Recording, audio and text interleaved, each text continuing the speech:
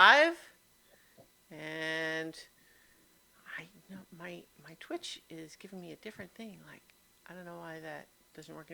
Anyway, the stream is live. Hello everyone, and welcome to Watching 100 Movies. I'm Christiana Ellis, I'm Mike Mateen.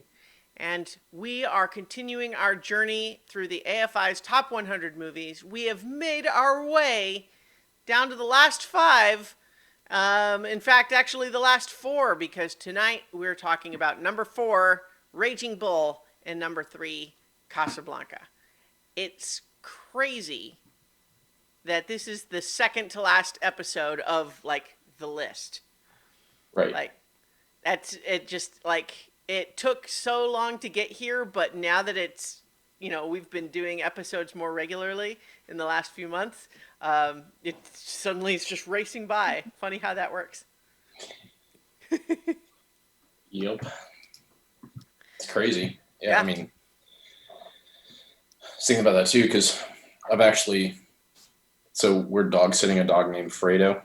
Okay. Yeah. So we actually watched The Godfather last night just because of that. Sure. Um, so technically, I only have one movie left, Oh, see. which is I was thinking about that last night. I was like, that's crazy. Mm-hmm. like, Well, I think that there was like even though we sort of failed to actually remark on it at the time, there was that threshold where we had now both seen like all the movies left to watch were movies that we technically had seen already. So that felt kind of like a threshold, but now it's just sort of like the home stretch, I guess. yeah, Yeah.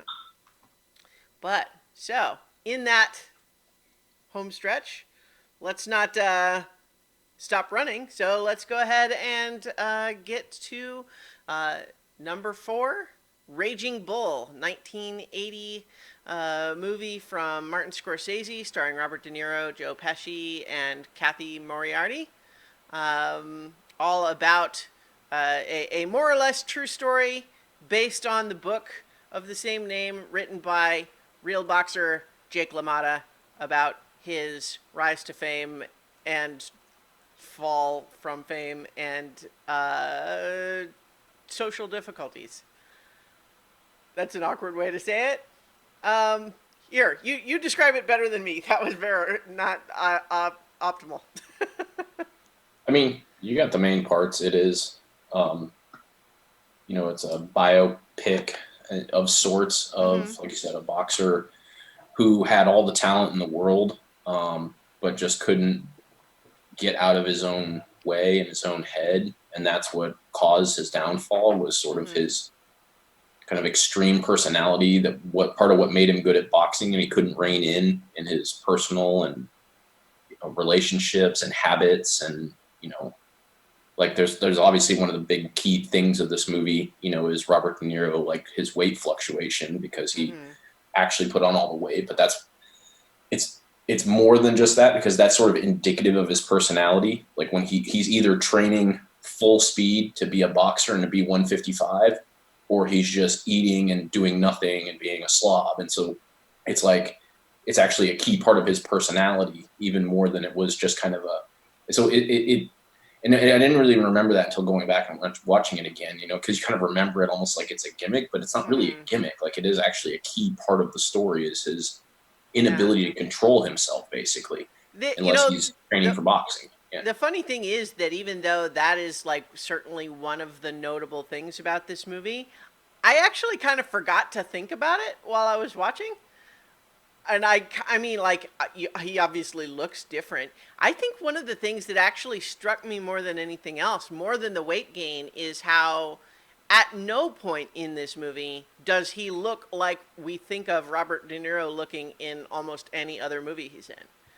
Like he's got a weird fake nose for a lot of the movie once it's kind of been broken a couple of times, and I don't know if he's wearing a wig to make his hair curly, Yeah, they've but done something with hair to make it, yeah, more wiry. Yeah. yeah, but yeah, I just sort of feel like about 80% of this movie features Robert De Niro not looking like I'm used to Robert De Niro looking. Which Yeah. is, I mean, not like a problem. I'm not criticizing. I'm just like, that's what stood out to me more even than the weight changes. Yeah, I think that, I mean, that's a fair thing, you know.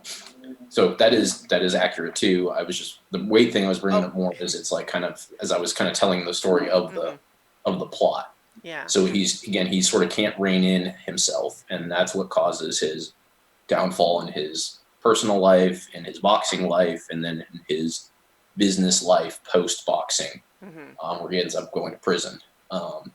So it's a very much like fall from grace story, you know, and it's told in an interesting way. You know, the beginning part is told like your standard, you know, up and coming scrappy boxer, getting, you know, trying to get a shot at the title, coming from the streets. But then, you know, it never actually like climaxes that storyline because again, he can't Yeah, ever his let career himself kind of get there. peters out. Yeah, he can't Yeah. ever let himself get there, and so that's kind of the back end of, or the back three quarters of the movie is him, you know, kind of teetering on that edge of greatness. And like I said, when he's not training, he loses control of his weight, and you know, and then to some points where he actually can't get it back down in time for a boxing match, and he's out of shape when he's actually boxing. Mm-hmm. Because as he gets older, he can't just go up and down like he could when he was younger, you Yeah. know, Yeah. and then yeah, he just sort of like there's that, and I think that's important because it's like you said, it just showcases in a very visual way his losing his handle on what was going to be this great career that he just can't get back to where he was, and it sort of fizzles out. Like it doesn't Mm-hmm. even really crash down on him in the boxing part. Like you said, it peters out, and then he tries to find something else to do, and he you know, he ends up being running a nightclub where he does his own stand up, which he's terrible at, Yeah. you know, Well, and and that's actually our first glimpse of him is at that stage, right? It's like a framing device. So that's the beginning of the movie, is seeing him practicing that routine in his dressing room, and and he's running through, like he's doing his bit, like sort of. I don't want to say half-assed, but it's more like he's making sure he has it memorized than actually performing it. right. And then he kind of finishes with, "That's it. That's entertainment." And we see later that he has a big flourish where when he's on stage, he goes, "That's entertainment." But in the dressing room, he just goes, "That's entertainment." And then we immediately cut to young, young Jake LaMotta getting punched in the head in a boxing match, which I mean is obviously an intentional cut there. That's kind of sets up just this idea of how brutal this sport is, but it's nonetheless all kind of ultimately entertainment. Yes, and you know, I should say, I mean, obviously, there's a lot of really well done things in this movie, but to just since you brought that up, I mean, the boxing scenes Mm, are, I mean, they make it look brutal, you yeah. know, especially in, you know, there's a later one where, you know, he's going to lose, but he's just refusing to go down. So he just ends up just getting absolutely pummeled, and it's painful to watch. I mean, Mm-hmm. for something where they're not actually beating the crap out of each other, it certainly looks like they are. You know, Right. Yeah. it's We've got blood spurting. We've got really kind of grotesque looking, makeup to indicate like the swelling and the bleeding on the face. We're hearing animal noises cutting over the, like, edited into the audio in a way that's actually much more subtle and effective than it might sound if you haven't actually seen it. Um, yeah, it's not like on the nose or like uh, too obvious. Like it's just it really plays in the sound design, the cinematography, and everything of the boxing scenes is really impressive. Now, this movie comes 4 years after Rocky, so I'm sure that there was on the set here a very conscious attempt of like, okay, well, Rocky showed boxing in a way that hadn't really been shown on film before. We want to not just do that again, so we want to make it our own unique take. And I think the black and white contributes to that, but also just it being this like hyper real, ultra stylized depiction, as opposed to a more straightforward, just visceral in the ring depiction. Does that make any sense? yep, So I want to just touch on briefly, like at the end of the last episode, I kind of indicated that I wasn't necessarily super looking forward to revisiting this one. Not that I didn't like it, but just that it's not a favorite of mine generally. What I'll say is that rewatching it, I was just reminded of how much of it is just impeccably made in terms of the cinematography, the editing, the performances, and all of that. Now, what I had remembered and the reason for my previous reaction, I still kind of feel, which is, I think my ultimate take on this is on this movie, and we're going to talk more about the stuff that's both, like, highlights, lowlights, all that. But I think my general thoughts are it's an exceptionally well made movie telling extremely well a story that I don't especially enjoy. Like, it's mostly just about this guy who is a complex, nuanced character played well by Robert De Niro and written well, that is a person whom you want to encourage everyone else in his life to stay away from him because he's awful, and yet we're spending 2 hours with him. And so, That, yeah. yeah, so the movie does a really good job at that, which kind of just feels a little bit like I wish it would do a good job at something else. It's, I mean, it's funny because that's almost exactly the review that my wife gave after Oh, watching yeah? it. She hadn't seen it, like she hasn't Mm, seen any of these top ones, and she's been watching them with me, which has been, I think, has been a great part of this, coming down the back end of it that I've got to experience is her seeing these last 10 movies for the first time. yeah, Even Star nice. Wars, she'd never seen the original, which I don't know if that was in the top 10, but that's where we started. Whenever, Uh, if that was yeah, 12. Star Yeah. Wars was, yeah, it was, you're right, it was 12, yeah. Yeah. So we Or started, 12 or 13. No, yeah, I think it was, 12. yeah, wherever that was is where we One of started those. watching. But yeah. Yeah. So she hadn't seen any of them. So that's been kind of fun, but it was funny that, when it got done, that's exactly almost Yeah. close to word for word what you said. And that Right. that was like, that was a really, really good movie about a guy I don't like and didn't Mm-hmm. want to watch, you know? Yeah. And I was like, I mean, that's kind of the point. Like, you're not he's not really the hero. I mean, he's the main character, Mm-hmm. but he's Yeah. not a heroic guy, you know? Yeah. But I, it I, is, and did I just freeze? yeah, well, a little bit, but you're Did fine I now. freeze? Yeah. Okay. So yeah, I mean, it was basically exactly what you said there too. Like, I mean, it's so well done. I mean, she had to turn her eyes away at the boxing parts because it was so brutal. Like, she just didn't like it, Mm-hmm. which is, again, just amazing for a movie where they're not actually hitting each other to generate that kind of visceral like response from her. So Mm-hmm. it's, I mean, and I agree with you too. I mean, it's not, but and it's weird because it's hard to argue. I mean, it is the point of the movie. Like, we're not supposed to like him. Right. The portrait of someone where things are going wrong. It's almost more of a lesson in like how not to be, Well, as opposed to like a hopeful, uplifting movie. Which I get why. I mean, it's you don't and want to watch that all the time. and I think one of the things that makes it kind of extra complex as a character study of this pretty unpleasant person is that he's also so unself-aware of his own flaws, right? Yeah, Like what is so obvious to us that he has these really profound problems with insecurity and jealousy, and rage that he takes out on other people and makes him very abusive and makes him self-sabotaging and all of those things, that it's so obvious to us from the 5 minutes into the movie that that's who this guy is, and yet he doesn't get it. He doesn't understand that that's the problem. It seems like he just really thinks from start to finish like he got a raw deal his whole life, and it none of it's his fault. I feel like he has one moment when he goes to jail where he has like this full blown meltdown of believing that his own decisions maybe caused all that. But and that's in a profoundly powerful scene. But it doesn't, like, that's not where the movie finishes. You know, like the movie seems to finish back with him, like, weirdly having achieved a kind of peace now that everybody in his life that he cared about has left him.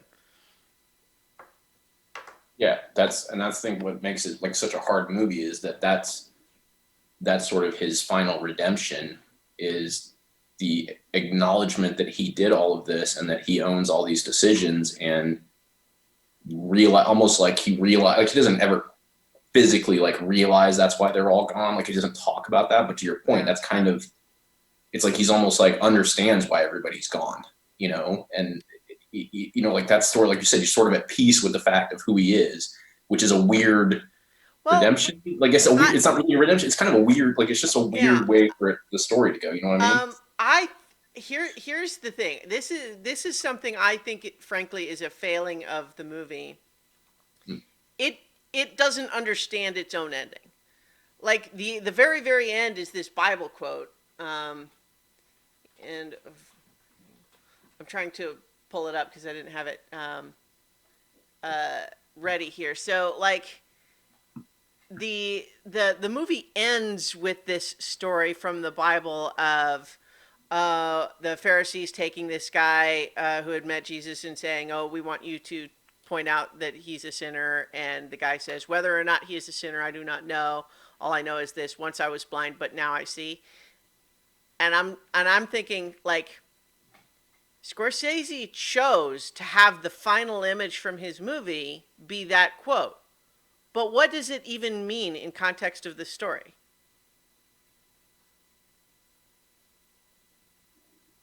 Yeah,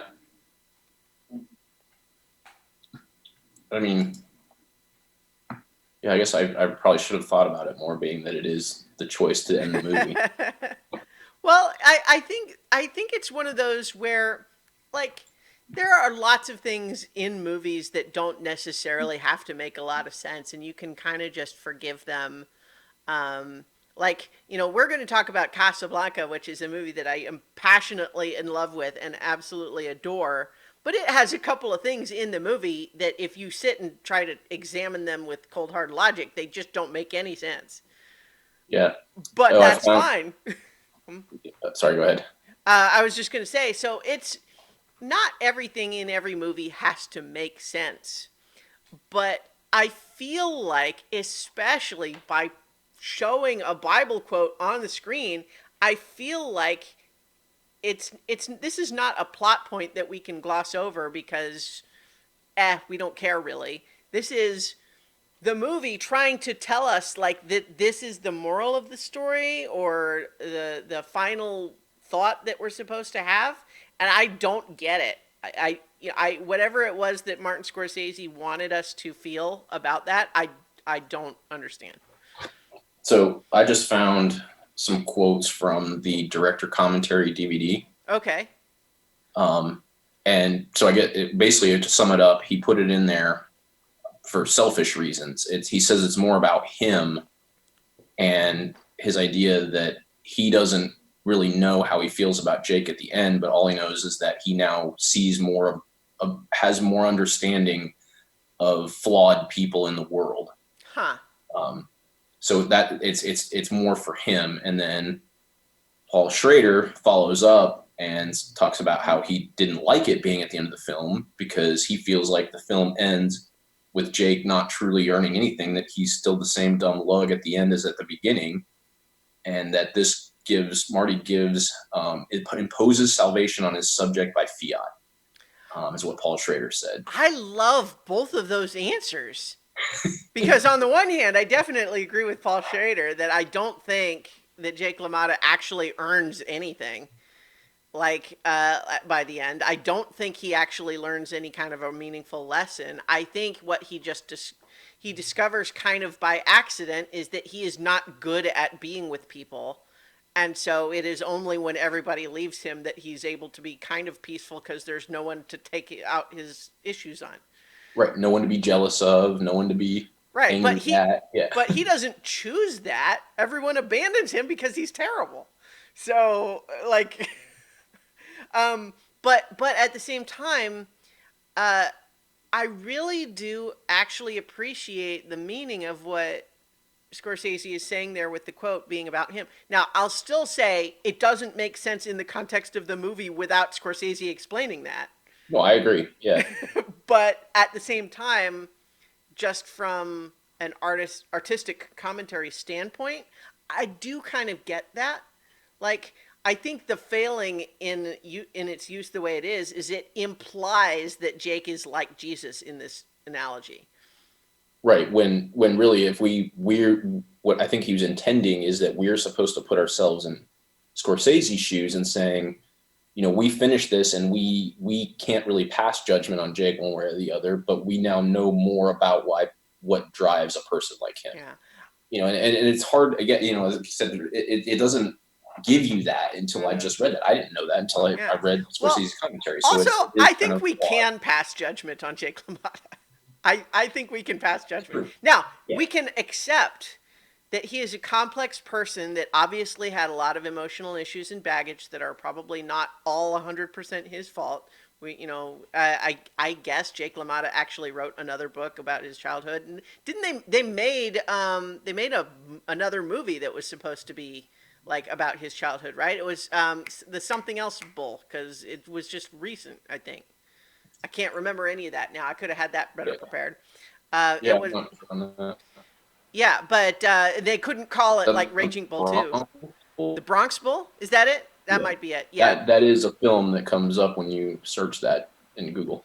Yeah, so I believe that like there was like more story told about that, but to some extent I think it's weird ultimately when you read about like who the real Jake LaMotta is and the fact that this movie is actually kind of based on his book, it's a little bit weird to be sort of adapting an autobiography of a person who is so unaware, so unself-conscious about their own actions and everything. Like they can describe what happened, but they seem to have very little ability to contextualize their own life.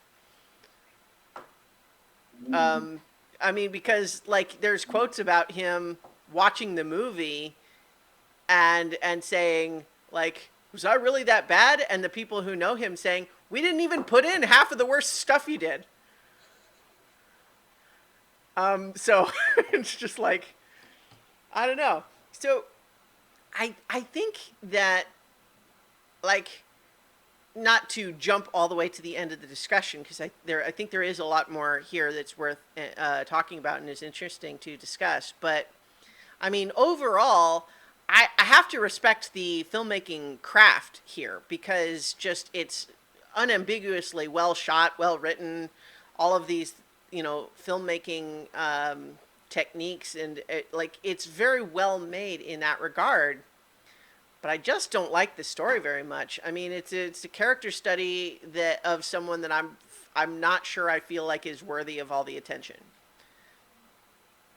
And so, like, I respect it as a very good movie, and maybe it even belongs on the list. But number 4, maybe not on my list. But yeah, I feel a little differently. Well, again, I do recognize and agree that with you. I the power of it, especially having watched it again. Now, if you had asked me last week or 2 weeks ago if I thought I was going to leave it as high as I'm ultimately going to leave it, it's not going to be 4. I agree with you that. I would have said the same thing. But having gone through the experience again, it is just so powerful. I don't know. It just makes me really. I find myself thinking and pondering about everything about it, from the story to the character to how it was made to the quality of the shots to the, again with the utilizing the black and white to so effectively in the cinematography that they had to change up everything that they were doing. I mean, very similar to Schindler's List. When you're shooting a black and white movie, it looks better than any movie in black and white ever did from a cinematography standpoint. I mean, I kept thinking about it, and I kept thinking about,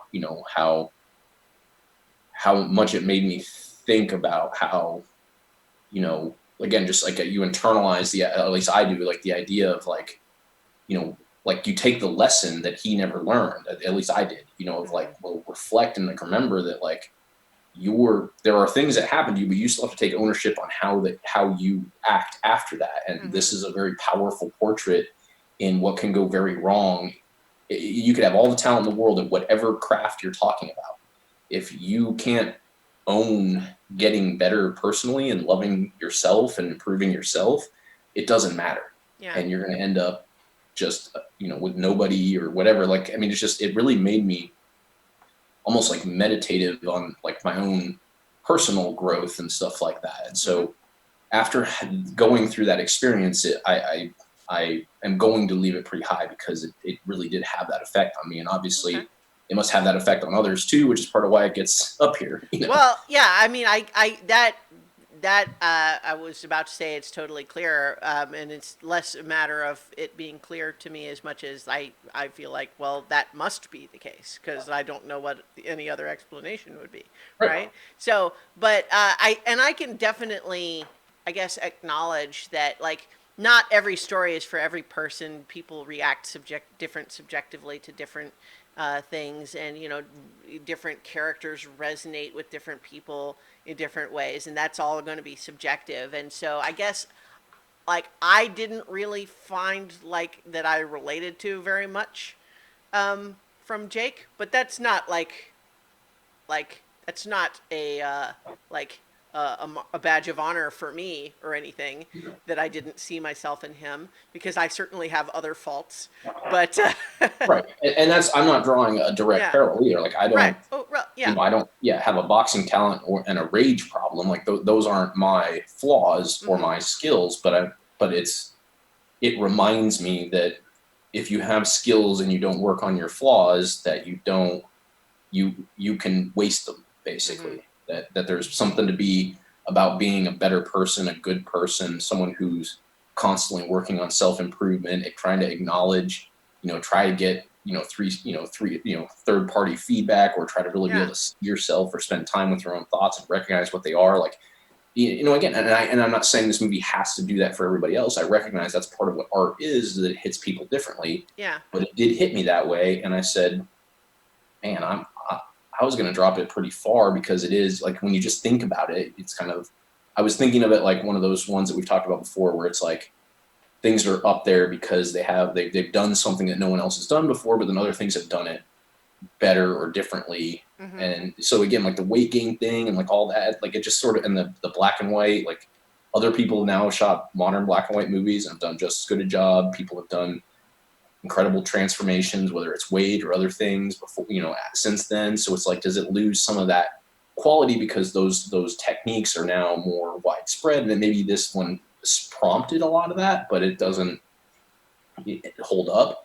But then again, after going through the experience, and I think it also helped, again, going back to the point of watching it with somebody who'd never seen it before. After Abby kind of said that, she was like, her next quote was, because we had just watched like Gone with the Wind, Lawrence, like all these. She's like, God, the AFI really needs to lighten up. you know, she's like, these movies are good, but they're just not a lot of fun. It's Yeah. like, wait till we get to Casablanca. Yeah. I love Casablanca so much. I actually only just watched it today, but I mean, obviously I had seen it before, but I'm just like I'm just still so in love with that movie. Oh yeah, Um, yeah, we'll get to that. But so yeah. so I ended up having to, again, almost like de facto, like defend the AFI on why I was doing. So I kind of, because not that I had to argue with her, but I just wanted to kind of like explain, like, it's not that people just like these depressing movies. It's what they're telling us with these stories. And then Mm-hmm. so I kind of started to think about this one, and then I thought about my answer the next day after I kind of my immediate response to her, and I thought about it a little the day after, and then I started to realize, well, this is why the movie's on here, because 3 days later I'm still thinking about the things that this movie has done, Mm-hmm. and why it's on here and why it's important. And I said, so for me, yeah, I mean, I'm just saying it's going to be a top 10, but it's going to be at the bottom of the top 10, Mm-hmm. and it's for those reasons. Um, you know, uh, but those reasons are, I also recognize, if you don't take that sort of that profound whatever that I did out of it, Mm-hmm. then it also makes it a sort of an unpleasant movie to watch because it's a very well made movie about a guy you don't like. I mean, that is Yeah. we said that at the beginning, So, and so if you don't, and again, there's no flaw in not taking more from it. It's not like you have to take more from it. mm-hmm. If that's what you see is a well made movie about a guy you don't like, well, then you don't want it in your top 10. Yeah. I think that I can't speak for anyone else, but I think that for me, part of the reaction I have kind of goes back a little bit to a brief exchange we had earlier, which I don't want to trivialize either answer of this exchange, but Mhm.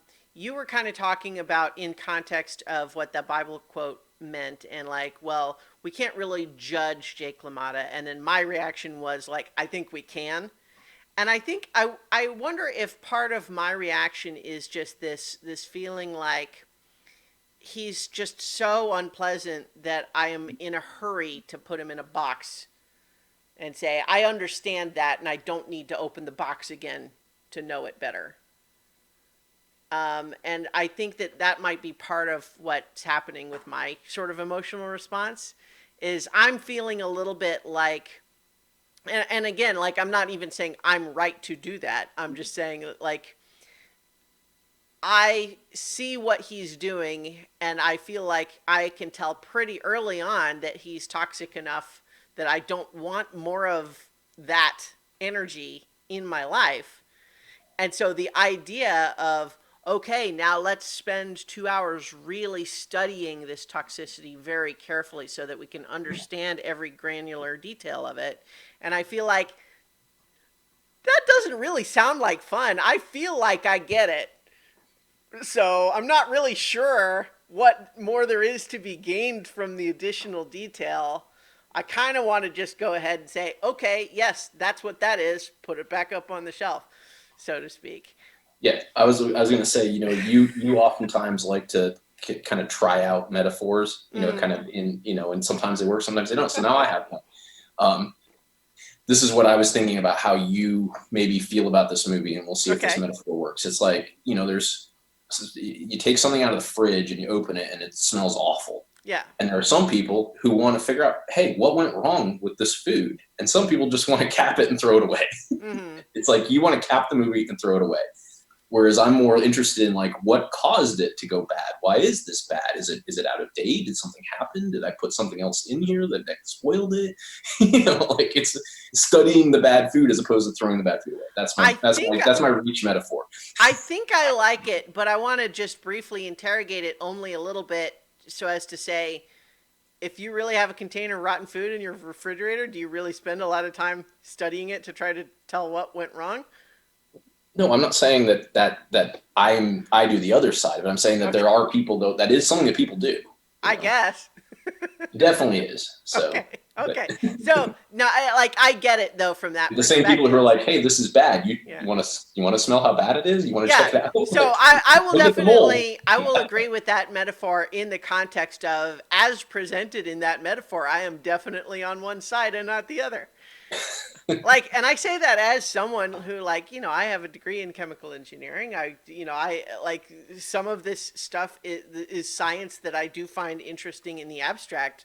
But generally speaking, if there's a container of food in my fridge, I'm not curious about what happened.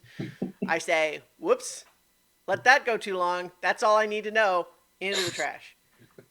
Right? So, Hey, um, I never said it was perfect. It was just sort yeah. of an on the fly metaphor, and you But see, try like, those sometimes. So I figured I'd try it. Yeah. oh no, hey, no, I like it. This movie I think might be a good example of the on the bubble food where you know that it's been probably longer than it should have been. But is it actually too bad that you should throw it away? Or is Mm. maybe it salvageable? Or maybe you could cut away the bad part and still But eat to the that, you rest? definitely would spend more time studying to try to Yeah. decide. Yeah. Yeah, and so like and maybe it was something you were really like looking forward to, like you were excited about eating it, and then you realize, oh no, it's got some little bit of fuzz on it or something. Can you cut away that part and the rest is okay or not? Right. Can I Like, can I throw this loaf of bread away but keep the one behind it? I don't know. Yeah. Or as mm-hmm. opposed to the person who's like, well, the bread went bad. I'll You know, just get some more bread. I'll concede Yeah. that I have Googled some stuff like that, like, a piece of like a peach or something, right? Like if it's got a little bit of mold on one spot, like can you cut away just that spot, or is it going to have like tendrils throughout, even on the rest that looks okay? Stuff like that. Yeah. I think we've modified the metaphor to make it work. All Yeah. right. So I think that this is perhaps in the context of this metaphor is uh, at least my own feeling of it is that it's a movie where I feel like, oh gosh, this just popped into my head, a completely different metaphor from a TV show, but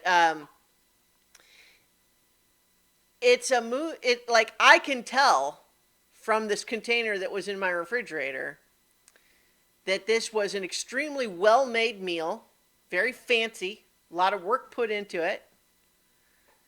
If I ate the parts that were still good, it would taste good. But it has, like the actual, well, no, I don't know. The metaphor is falling apart because at Yeah. least in the context of the movie that I'm losing, it's not just that it's too old, right? Well, we Like can that's move not on. the issue. Yeah. But the brief tangent is that in the TV show Dead Like Me, which is, probably 20 years old now. I can't remember exactly when it was on, but there's a bit where the main character has just been told that she's died and she's going to be Grim Reaper now because that's the concept of the show. And she's having a hard time dealing with it, and so her mentor takes her to see her body. And we don't really even see it. She just describes the feeling later, and she's saying, it did make me feel better because it's a little bit like having a bowl of peach cobbler that you're so excited to eat and you just know how good it's going to taste. But then once you see it dropped on the floor, no matter how good it was going to be or how excited you were to eat it, you don't really want it anymore. So that's not really related to this movie. That's what popped It into just my yeah, it head when we were was having that discussion. Um, let's talk about the movie some more. yes. The plot, we covered the broad strokes, but we didn't really get into like the details of of Jake or any of the other characters. Like the other major characters, we have Joe Pesci as Joey, his brother. We have Kathy Moriarty as Vicky, right? Vicky. Yep. Vicky, his second wife, because we also briefly have his first wife, but she doesn't last very long in the movie. Although, one of the things that really struck me as a parallel in this viewing is the early scene with his first wife.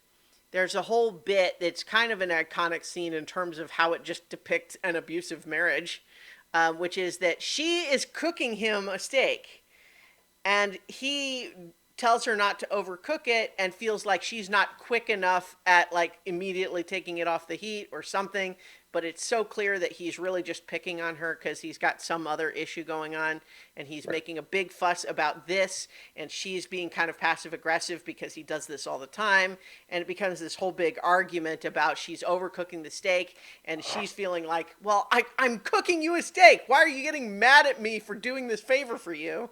And but one of the things he says about it is that overcooking a steak is, uh, I'm paraphrasing, but he says it's basically counterproductive to its own purpose. Which, for one, feels a little bit like too smart a thing for Jake to actually say.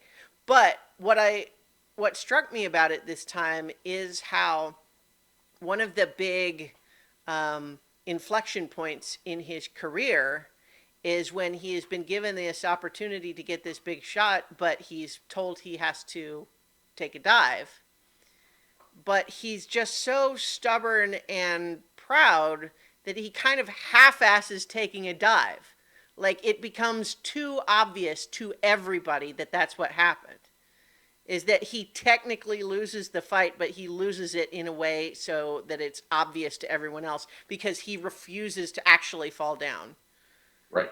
And he mostly ends up obviously just standing there letting the other guy punch him. and everyone's like booing because it's so obvious that he's taking a dive. And I couldn't help but just think back to that line of it's counterproductive to its own purpose. Like he has decided that he has to take a dive, but the way he's doing it is making like it the whole thing is worse. Right? Like it's worse than if he didn't do it. Like if Right.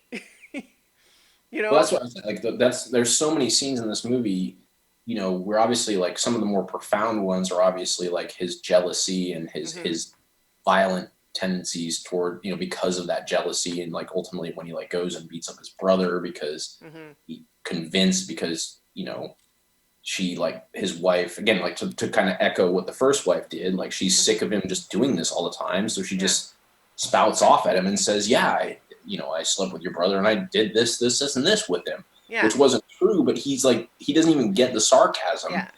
and so, but again, we're left with so many of those moments, but it's like literally his entire career was built was ruined because he just wouldn't get out of his own way, like Yeah. stubbornness, like this whole thing of like I never go down, which comes up multiple times. If he had just taken that dive, Mm-hmm. again, to accept, you have to accept, yes, you were the victim of the fact that you have to take the dive to get the shot, okay, Yeah. and you can be upset about that, but at this point you've got to do that. So why don't you do that to the best of your ability? But Yeah. instead, he says, I'm going to do it the way that I want to do it, and it ends up costing him more. And it's Yeah. like, come on, man, like, but again, the same thing is like you just, and then you can go and think about that all the time. Be like, oh, well, if only I didn't have to take the dive to get the title fight, then I would have been able to get, would have won the title and my life would have been different. I would have been rich and Mm-hmm. famous and happy. And it's like, but Yeah. that's, I mean, you don't, it just reminds me a lot of that, the quote of like, you don't, control what happens to you. You control how you respond to it, Right. you know? It's fascinating in the movie that later in his life, when he's at the nightclub, we see that apparently one of his bits that he does is essentially just reenacting the famous speech from On the Waterfront, the where he's doing you know he's doing Marlon Brando as Terry Malloy in well, so it's actually kind of fascinating in the layers there because Robert De Niro, a good actor, is playing Jake LaMotta, a bad actor, reciting Marlon Brando, a good actor, uh, playing Terry Malloy, a person who, in and of himself, would probably not be a good actor. So it's just like the layers of the performance are actually pretty good in the way that Robert De Niro plays well someone who's not good at playing and is saying the words without apparently any real understanding of the meaning of like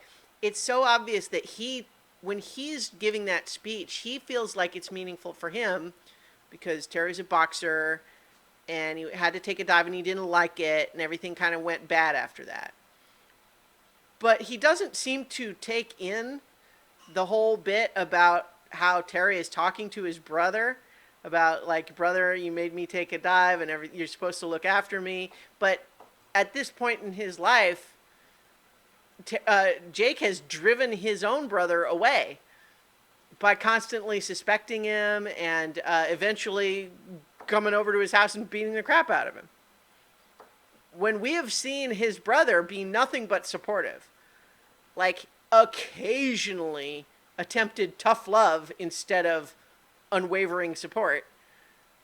Yeah. But Even in that scene, I mean, that's kind of what drives that scene is the difference in the response to his jealousy between his brother and his wife. mm-hmm. He starts the whole thing with his brother because whatever, I forget exactly what his brother said that kind of made him like, it was something that was Well, like, yeah. So it was basically a slow burn after. So Jake had been out of town, and Vicky had been getting frustrated at being expected to just stay home all the time.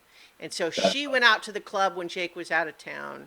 Joey thought she shouldn't do that. She got mad and didn't want to leave. And then so Joey, because he has some issues of his own tied to into a lot of stuff. Like Joey is fundamentally a more decent person than Jake, but certainly has his own issues, right. especially when what he is doing is anticipating Jake is going to blame me for not making sure that she behaved properly. Right. And so he ends up picking a fight with this other guy. Becomes a whole thing that That's right. can't ignore. And so it can't be hidden that Joey picked a fight with this other mobster. And so Jake definitely found out about that, but they kept a secret from him that it was about Vicky. Right, that's right. And so he's like, "Why did you keep this a secret? What's going Yeah. on? Are you sleeping with my wife?" And then Mm-hmm. his brother knows him well enough to know the answer he needs, Yeah. which is no. He just straight up says no. Why Mm-hmm. would you ask me that? Yeah. Like I didn't do that. Yeah. No. Well, he But starts with why would you ask me that a couple of times, but he finally right. says just like no, I didn't do that, Right. and leaves. But it's like even though it's what Jake needed though is when if he had gone to Vicky and she had given the exact same answer, it probably would have started to simmer down. But the Well, fact that she yeah. popped off at him, and when he was still like, he's like, he just wasn't satisfied yet. That's why he went to her about it.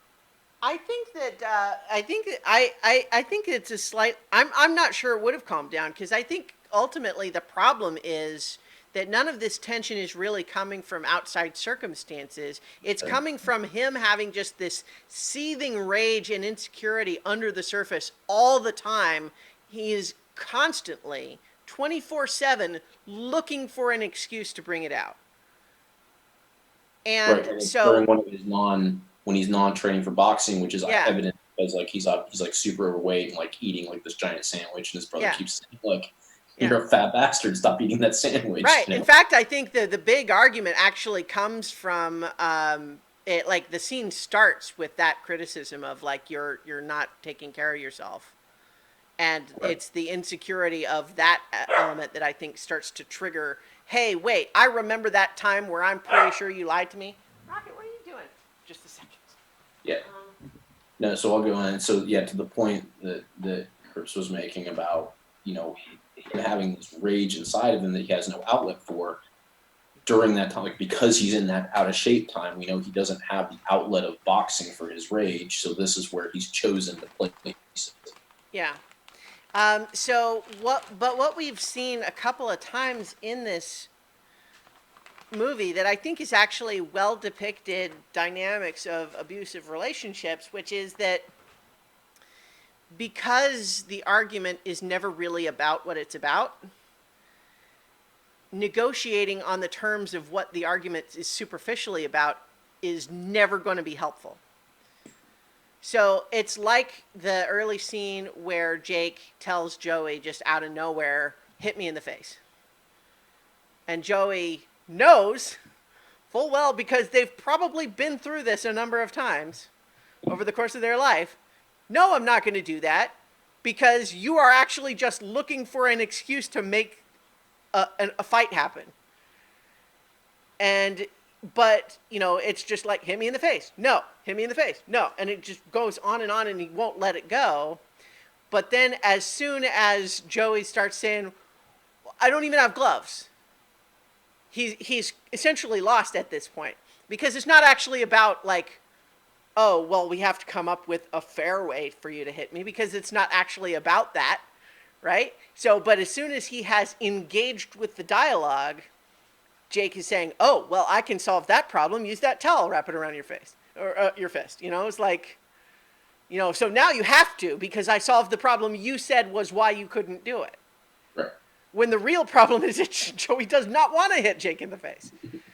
But Right. because he, He tried to create an objection that was different than I just don't want to hit you because that was going nowhere, and then yeah, so just solve that objection, and yeah, it's like yeah. yeah, And so they end up with scuffling because of course they do, and then like Joey's just like, what did that prove?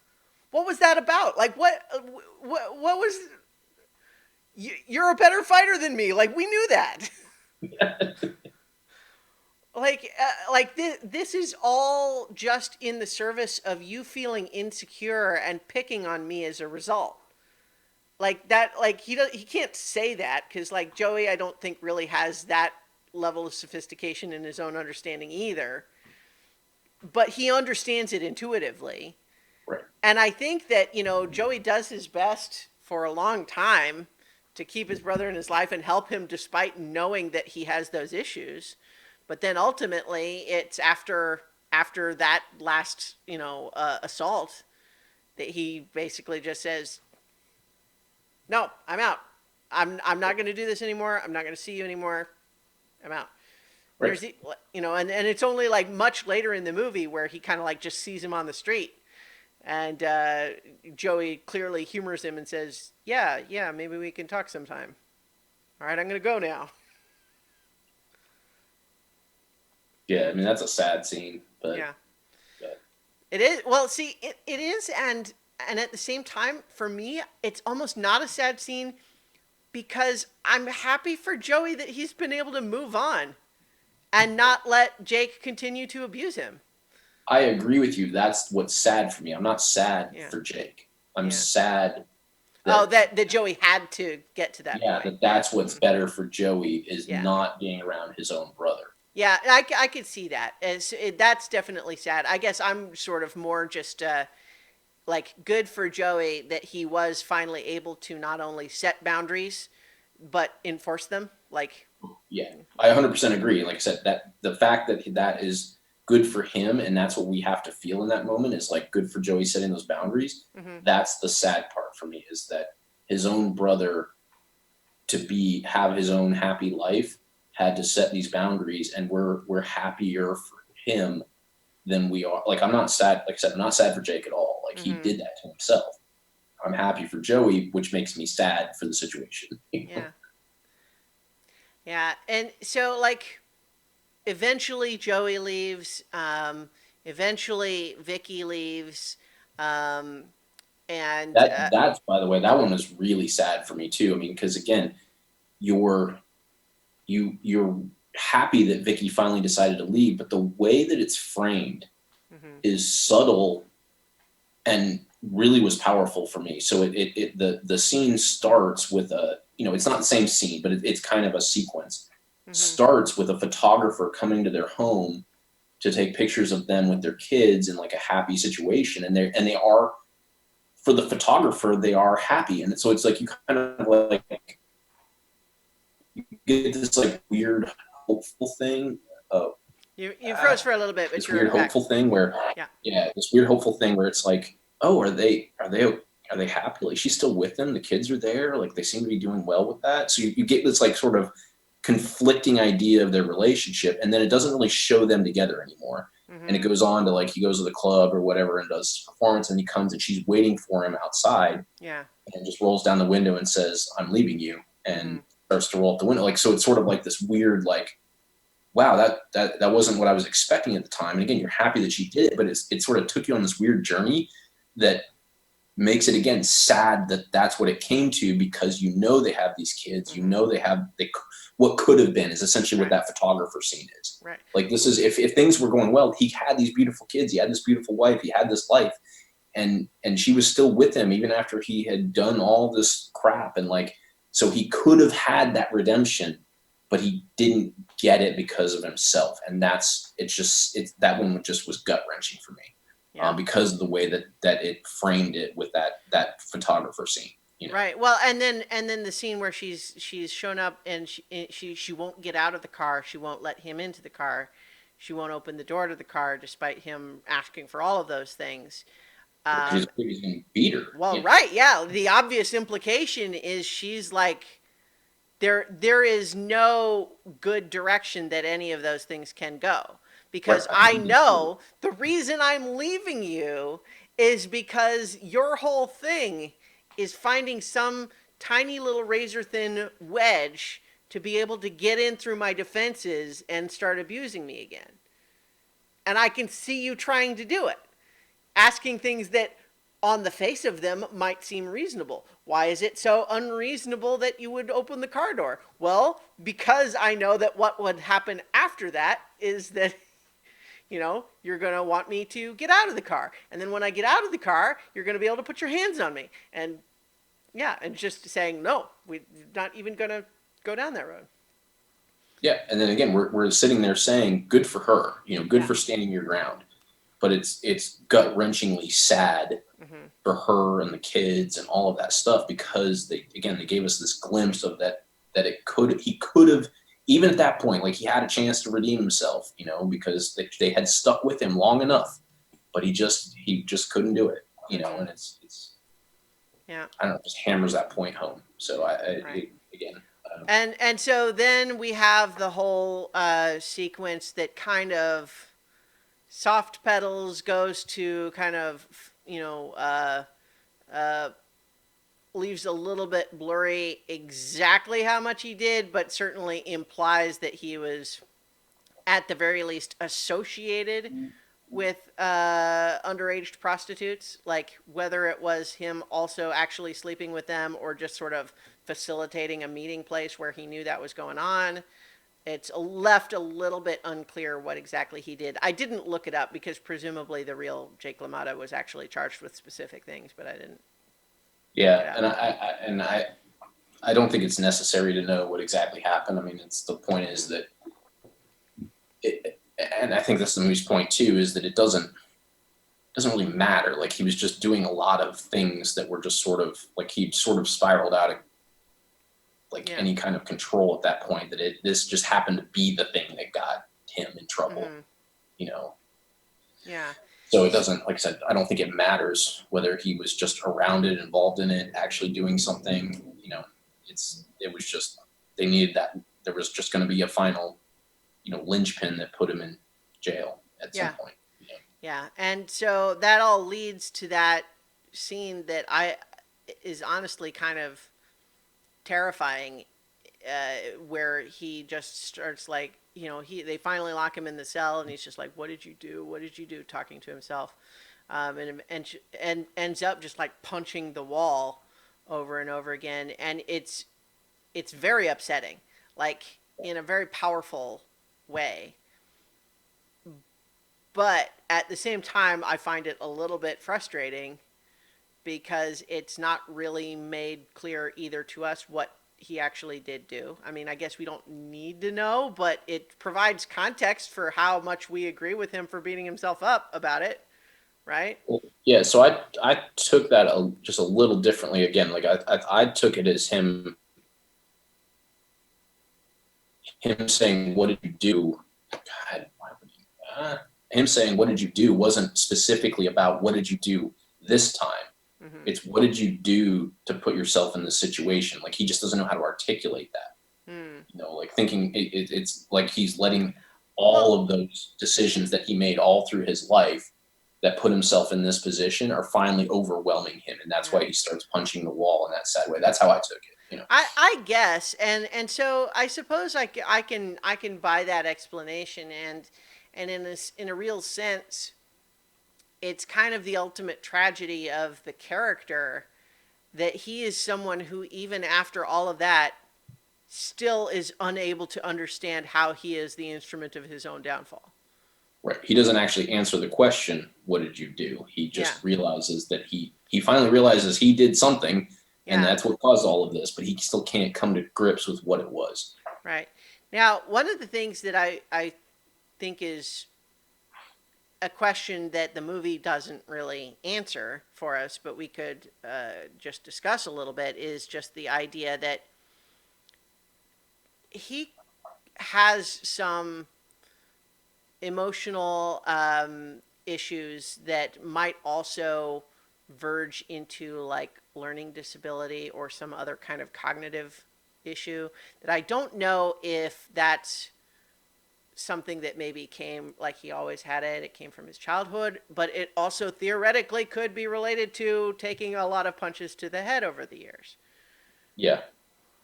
So it's something the movie really doesn't even address, other than to just show us that this is a person whose thought processes are not typical. Um, which, is not automatically bad. There's lots of people who are, so to speak, neuroatypical, and live full fulfilling lives, but certainly he has some issues that are causing him a lot of problems, and it's, I think, fair to discuss if all of those are innate or if some of them might have been induced from, say, uh, you know, being abused as a child, which we can probably intuit happened at least a little. or from concussions sustained over the years from boxing, because we know that that's something that does happen to boxers and football players and other athletes that end up taking a lot of head injuries over the years. Yeah, or a combination of both, and Yeah. it's part of why he chose to go down the path. Because of abuse when he was a child, that fighting was the only way he knew how to express himself, Mm-hmm. Yeah. and because that's how he chose how to express himself, it made those things worse. Right. He just seems all throughout the movie, really, but especially later on, and I think this is well played by Robert De Niro, that he just seems like, as a person, he's just like half a second behind everybody else. He is not quite fully present in the room at any time. He is out of phase just a little bit. And whether that's just, some sort of a cognitive delay of some kind, or what, he is just he is struggling to understand what's happening around him.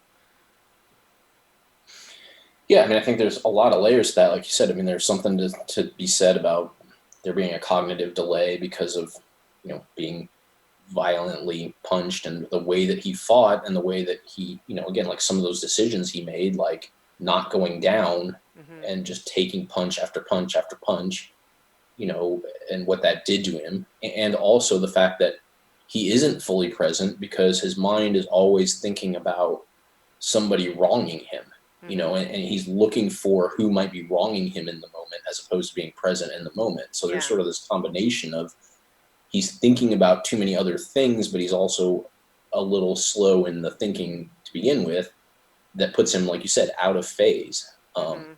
Which again, I think to your point, I mean, it's an amazing performance, the way that he, you know, does always sort of seem like he's on a, Zoom delay, you Yeah. know? Yeah.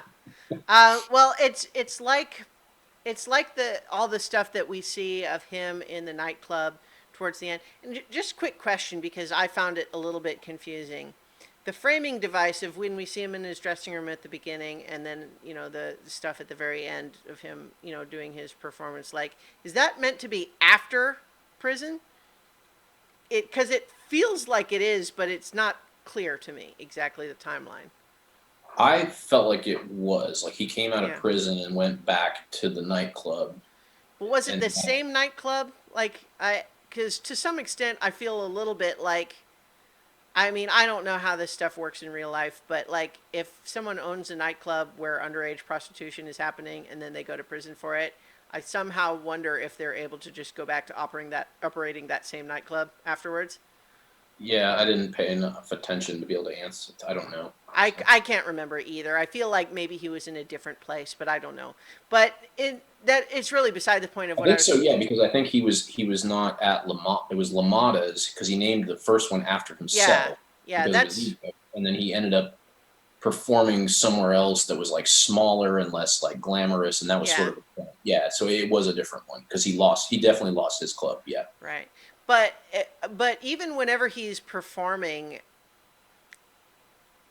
it's sad to watch, because to some extent it feels a little bit like that joke about, like, I've heard a bunch of different versions about it, but like, the dog that can sing, and it's not that he can sing well, it's that he can sing at all, right? And it's like he's a novelty act, and it's like, oh, here's that boxer that you've kind of heard of, and here he is doing weird poetry stuff and stand up, kind of.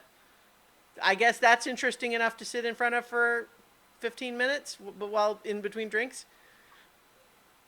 Like, yeah, it's hard to imagine much more than that. Like, it's a little bit weird when he does the "that's entertainment" and like everyone in the crowd is doing it too, because it just doesn't feel like an act that's good enough that you would have people coming back night after night. Unless, of course, the whole thing is people are there because it's a place they can bring underage prostitutes and that sort of thing, and it's like that's the only reason they're actually there. maybe. it made me think a little bit, which we don't need to get into this movie by any means, but I was going to say, obviously, like Joker took a lot from Taxi Driver and Mean Mm-hmm. Streets. I feel like it took sort of his weird stand up is kind of an homage to this movie a little bit. Mm-hmm. Um, well, it's Well, not King of direct Comedy too, correlation. right? Yeah, King of Comedy as well. Yeah, Yeah. that's right. But I feel like this was also a little bit sort of the awkwardness of it. Mm-hmm. I think that it kind of, you know, played to that a little bit too. Yeah. One note on that subject is that there is a podcast that I've mentioned once or twice called Unspooled, where it was basically Paul Scheer, who's an actor, and Amy Nicholson, who's a film critic, who are essentially doing the same thing we were doing or watching through the AFI 100 movies. And so on the episode where they talked about this movie, they talked to the director of photography. And one of the things that they asked him about, because when they did the episode for this movie was when Joker was part of the current film discourse. So they asked him about that just because it's very obvious that Joker tries to evoke a lot of Scorsese movie cinematography, like that look. And one of the things that he remarked on is that while it's certainly interesting and perhaps of artistic merit that they have replicated some of that look, he feels like it accomplishes a different thing because when Taxi Driver looked that way, it looked that way because that's what they could afford. And they did the tricks that they could to try to make it look good based on the equipment they had using the city at that time. As opposed to Joker, which is spending a lot of money using the best equipment money can buy to replicate the look from an older movie that was shot cheaply. And so he wasn't like saying that's bad, but he sort of feels like it occupies a different space on the Venn diagram, so to speak, even if they're superficially similar. Because one's like an homage and the other is sort of an original stylistic thing. Right. That makes sense. Yeah. So that wasn't meant to be criticism of anything. It was just something that came to mind when you mentioned Joker. Um, but there I think we talked about Joker back when we were doing the Oscar episodes, but Yeah. it was certainly true that there was a lot of Scorsese influence in there. Um, which I feel is perhaps an understatement. But let's not go back down that well right now. So I guess what else is there to say about Raging Bull? Like we've talked about, the cinematography and the boxing bits and how mostly it's kind of just the character study of this person who like it seems like the goal of the movie is to get us to a place where we understand this guy better than he really does himself. Yeah. I've really talked about everything that was sort of on my Mm-hmm. list in mind. Like I said, what the part of that, again, I'll just to kind of summarize again, that I walked away with wasn't that I understand him better than he understands himself, is that I took this lesson of this is what can go wrong if you aren't self-aware and working on yourself, Mm-hmm. no matter how much talent you have. It's just sort of an extreme example. But that's what I pondered a Yeah. lot thinking about this movie, and that's what I took from it. And like I said, we've covered most of the really good parts of it, and Yeah. also some of the flaws. So Mm-hmm. I feel good about All where we're right, at. great. So I'll just finish this up then with just a discussion of like the awards it won. I feel like we used to mention that earlier on in the discussion, and it's kind of become oh yeah, let's mention that at the end. But it did win best film editing, and Robert De Niro won for best actor in a leading role. It was nominated for Best Picture, Joe Pesci for Best Supporting Actor, Kathy Moriarty for Best Supporting Actress, Best Director Martin Scorsese, Best Cinematography, and Best Sound. All of those pretty worthy categories, I think. I'm just looking up right now who won in some of those. Let's see. Best Supporting Actor went to Timothy Hutton for Ordinary People. Um, best. Yeah, that movie won a lot that year. Yeah, I, I'll. I've never seen that one. Is it worth it? Is it good? Is that one of the winners that has held up or no? I feel like I've never. No one talks about it anymore. No, I mean it's fine. I mean, I can understand. I haven't watched it in a long time, but what I remember taking from it is that if you were a person in 1980, it would have spoke to you. Hmm. Um, it's sort of a generational study of like what people were kind of feeling Hmm. of a certain age, coming of age at that time. So it doesn't really hold up that Hmm. much. Like when I watched it, and Kind of too much of its time.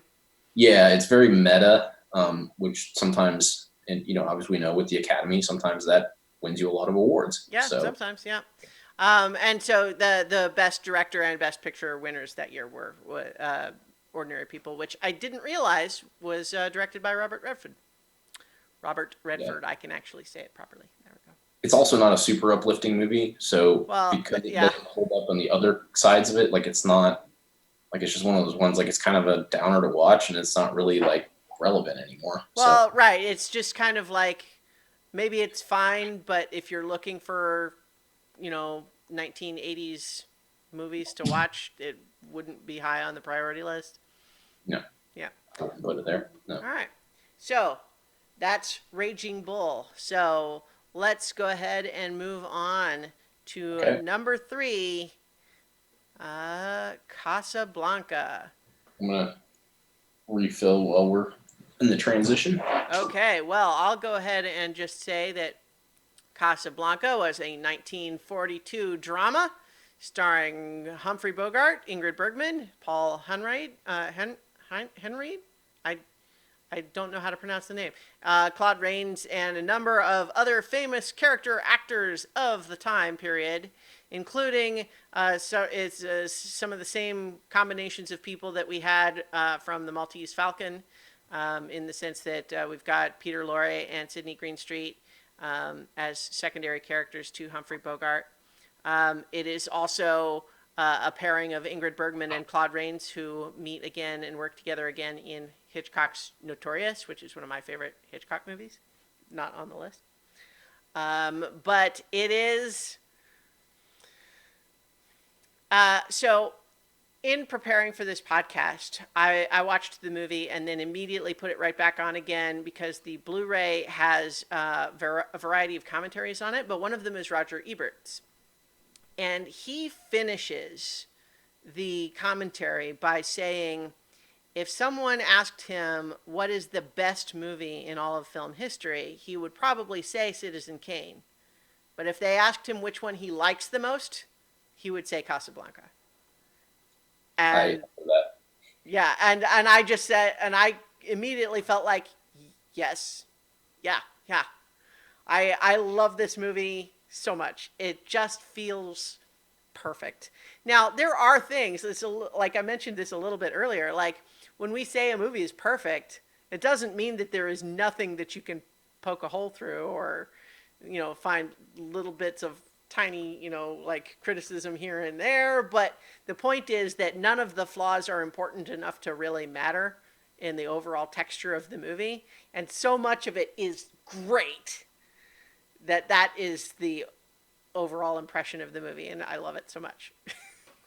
Yeah, I mean, I think I said on the last episode jokingly, like I could watch this movie once a week for the rest Mm-hmm. of my life. I still feel the same way. Yeah. It was so nice to go revisit this because it is so, like you said, it's just perfect in so many ways. It's one of the most, it's just such a treat. And it's one of the things, you mentioned how many character actors and how well they did in this. One of the things that makes this movie so good is it's like they literally caught lightning in a bottle. Yeah. It was made the same way that every studio picture was made, with the people who were under contract and all those things. But it's just like, and I know, we've talked a little bit with with Raiders that, it's supposed to, like, Raiders is purposely trying to evoke a B movie, and it turns out to be like so good. Mm-hmm. This movie wasn't purposely trying to be the number two, three, whatever movie it is, three Yeah, well, movie. number three on the list. Yeah, Yeah. it wasn't trying to be the number three movie all time. It was just trying to be the best version of what they had. Mm-hmm. They just they definitely put the work in. So I'm not saying they just churned out a normal like Yeah. studio movie, but the idea is that it came together the same way that every other adventure romantic comedy at that time came together Yeah. from how they cast it to how they worked it, and you feel like they knew they had something special, so they all put a little bit of extra sauce into it, and it just makes the perfect recipe. Yeah. It's the script is just tight as a drum. With it. Okay. We'll say first off that when I was mentioning earlier that it has a couple of things in it that really don't make any sense, you just have to kind of accept it. Is A, traveling papers signed by General de Gaulle would be worthless in this political context because he's not in charge of anything anymore. That's kind of the whole point. He was the leader of the Free French who was in England at this point. He's not in charge of anything related to Vichy France, who's ostensibly in charge of this area, or the Third Reich. It's not clear why anything he signed would have any weight at all for these people. Not to mention, it's unclear why anyone would say that, oh, the leader of the underground resistance has a piece of paper? Guess we better let him go then. Like, none of that makes any sense. It just doesn't. But it's okay though because we don't care. It's a MacGuffin ultimately, right? It's Oh, the piece exactly. of paper. Yeah. So like, it doesn't have to make sense. But at the same time, if you sort of pick that little story detail out and examine it around, you kind of say, wait a minute, what? And it also, just by the same token, even before he has the papers, why do they let Victor Laszlo just walk around Casablanca? Like, why would they not just arrest him right away? Because, I guess. I mean, again, it's one of those things where it's amazing how I think it speaks to the quality of everything else in the movie that those two things, which are really central to the plot and don't make any sense, and yet we don't care. No. We don't care about those things. Like, I'm mentioning them specifically in the context of pointing out how it, in theory, has these two huge things that people today, with their nitpicking, might call plot holes, but ultimately that like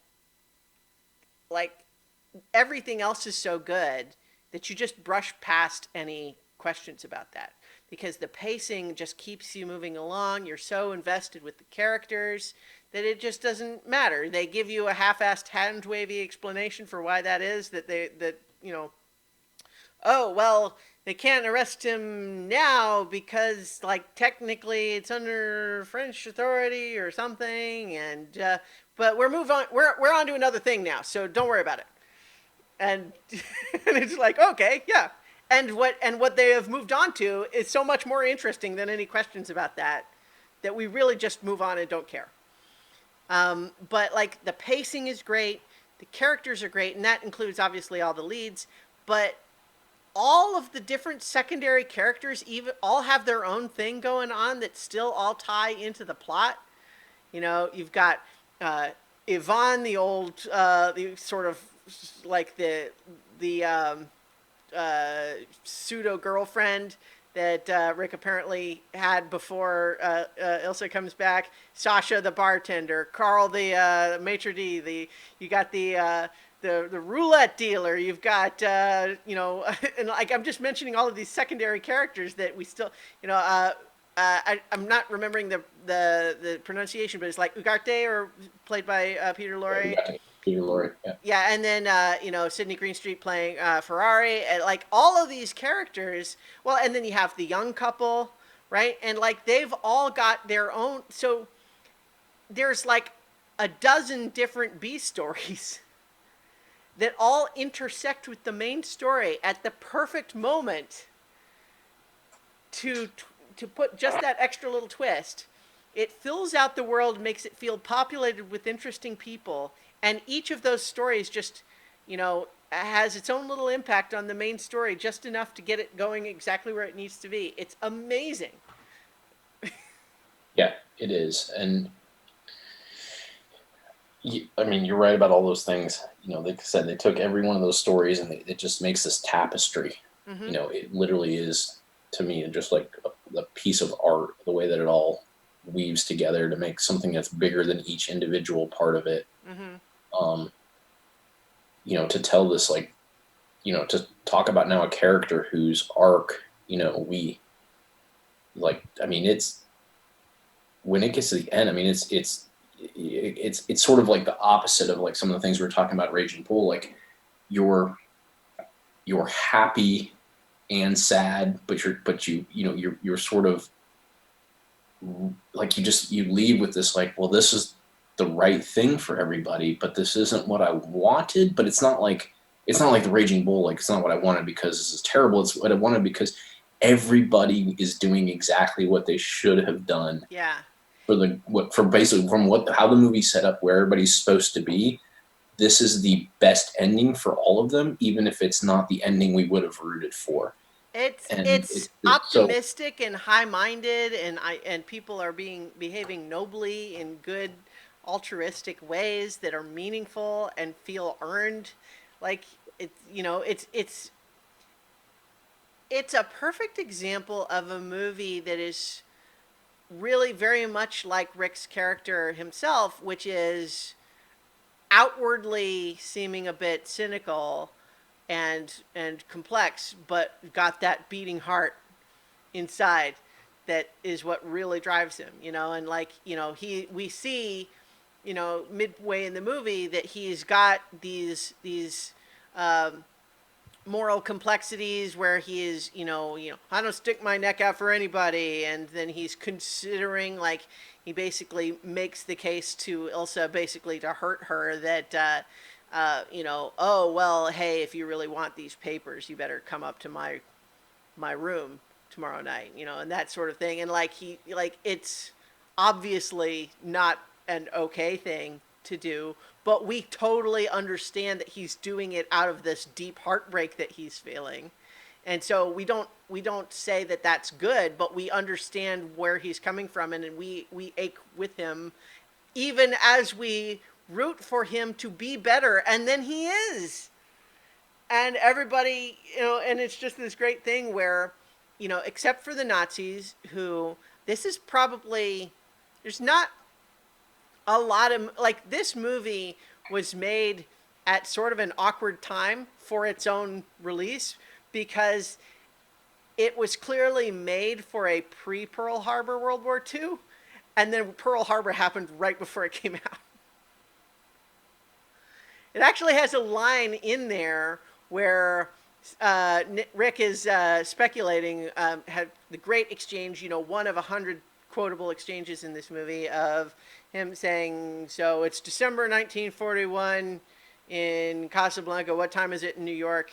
And he looks to Sam, and Sam says, my watch stopped. Which is just fun. But and then he comments on how everyone is still asleep back in the United States, and it's like a commentary on, like, all this bad stuff is happening over here in Europe with the war and everything, but America hadn't come in yet. But then when the movie comes out, they had, Pearl Harbor had happened and everything was changing. So it's interesting, just the to recall that this is a movie sort of about World War II that we can look back on and say, yeah, that's a movie that takes place during World War II at this specific period. But then we can also remember, like, but no, it was contemporary when it came out. It was released in 1942 when all of this was very much still in progress, and nobody knew if the Germans were going to win or if the U.S. was, the Allies were going to win. We didn't know when the movie came out. And so I think that's really interesting to kind of reflect on when, we can watch it and know that, eventually the Allies won, but that wouldn't have been known when the movie came out, when it was made. yep. And so to have it be essentially like the fact that we are on the same side as it is doesn't mean that it's not propaganda, right? In at least in the sense of the Germans and the Nazi, the Third Reich are bad, right? Like it's pretty unambiguous about that, and we agree. But at the same time, like I guess it comes down to like if you want to split hairs about the semantics of what propaganda means, but certainly it takes a side for sure, right? Yep. At a time when it wasn't necessarily a given that everyone was going to be on that same side at that time, right? I mean, I think a lot of the dilemma about the U.S. entering World War II was that, like, there was a lot of people who's like, oh, yeah, I mean, I don't know if I like the Nazis, but is it worth going to war? And it wasn't really until Pearl Harbor that a lot of people are like, okay, we're going to go to war because someone else attacked us now. And we didn't care before, but now we do. I feel like I've gotten off track. Yes. But I was Well, letting you go. okay, yeah. So let's turn the car around and actually talk about this movie some more. So, like, what I was really trying to get at is that this movie is fundamentally optimistic about like human nature and the value of self-sacrifice and doing the right thing to help other people. Like Yep. that's what the movie is about, and like those kinds of stories are very moving to me, just because sometimes we're like Rick in the middle of the movie. We feel like it's all pointless. All trying to help other people ever does is get you hurt, and it feels like everything's just terrible, and you might as well just take care of yourself until it all burns down around you. But then sometimes you can be reminded that like, but if you actually you know hold true to some of your principles and believe in greater ideals, then good things can happen. And I think that it's a timeless, um, uh, long-lasting message. Yes. No, and I'll kind of take it from there to, draw another, because again they're on the movie, they're on our list together with this and Raging Bull is, Mm-hmm. you know, the God, where was I about to go with this? Why did I just lose my train of thought? The idea about so okay, yeah, so it's like basically the what I was talking about before with the the fact that like you don't control what happens to you, you only control with what you do with the situation. Mm-hmm. This tells it in the positive. It's the same story in that he can't control, like they're obviously in love, like Mm-hmm. we know that. I mean, that's clear in every interaction between them. It's clear in before we even have the flashback. Mm-hmm. We know they love each other, but because of the war and the things that happen, and and what, whoa, am I slowing down? Am I slowing down So there? Yeah. one just note on that. Sometimes it happens, but it tends to only last a second or so. And so if you didn't comment on it, it would actually almost be invisible. You would just like break up for a little bit and then keep going. But what So the tends to problem happen that I is, have though is that because I see myself like routed 5 times, so it looks way worse on yeah, mine than it probably does on yours, and I don't want to have my point lost, and so sure. No, I understand. But in practice, what tends to happen is that you slow down for a little bit and then comment on, oh wait, am I frozen? sorry. Yeah, that's all right. Anyway. Um, so anyway, the point is that he can't control, Rick and her can't control the fact that this well again, that and then he recognizes she had the husband prior to even meeting him. Like Yeah. there's so many factors that, but rather than be the victim, he decides, well, this is the hand I've been dealt, and I'm going to do the right thing with the hand I've been dealt, and that makes it so much more powerful Mm-hmm. because they're in love, you want them to be in love, but you recognize that the outside circumstances, from the fact that she was already married to him before she met him, and she only did that stuff with Rick because she thought he was dead, in the Mm-hmm. concentration camp. It wasn't like she was cheating on him while Right. on like a vacation. Mm-hmm. And the fact she loves two people, but this is the right one, and then the fact of what his key in the war and the efforts and all that kind of stuff, that Rick does the noble thing, even though he doesn't like the situation he's been given, Mm-hmm. and it, like you said, it's just such a powerful message of, you know, that's what makes it a great love story, is that the two people who are the most in love don't end up in together, but the two Mm-hmm. people who are most in love realize what the best thing for every what the best holistic thing is, and they Yeah. both decide to go forward with it, even if she's a little more reluctant, Mm-hmm. um, because she's but again, it shows Rick's like kind of greater understanding of all of this. Like, she thinks that there's going to be this thing where they're like going to be friends and her husband's going to be there. I don't. It's unclear what she thinks the end game's going to be, but I don't think, again, it's one of those things like you pointed out at the beginning. It doesn't really matter, Mm. you know. Yeah. She just wants him around, and he realizes, no, like, you're the ones that need to go, and this is what needs to happen, you Right. know. And Rick's arc is told beautifully. I mean, it's like the slowest dominoes falling, of like, you Mm-hmm. meet him and he's this guy, and he's sort of this, like you said, he's a cynical casino owner, or Mm-hmm. not even a casino, he's a nightclub owner who runs a Yeah. back casino, and he's got greased politicians. He kind of knows what's going on, but he kind of stays out of everybody's business, and Mm-hmm. he's, and then it's like, oh, well, did you realize that before Rick owned this casino, he was running guns? And you're like, well, but for the losers? Because then it's like, wait, so he was doing something for an altruistic? Oh, so Rick's a little altruistic. I Yeah. mean, obviously we know this all, but Mm-hmm. it's sort of, they just slowly tick over. It's Right. like, oh, Yeah. wait, no, Rick was in love once?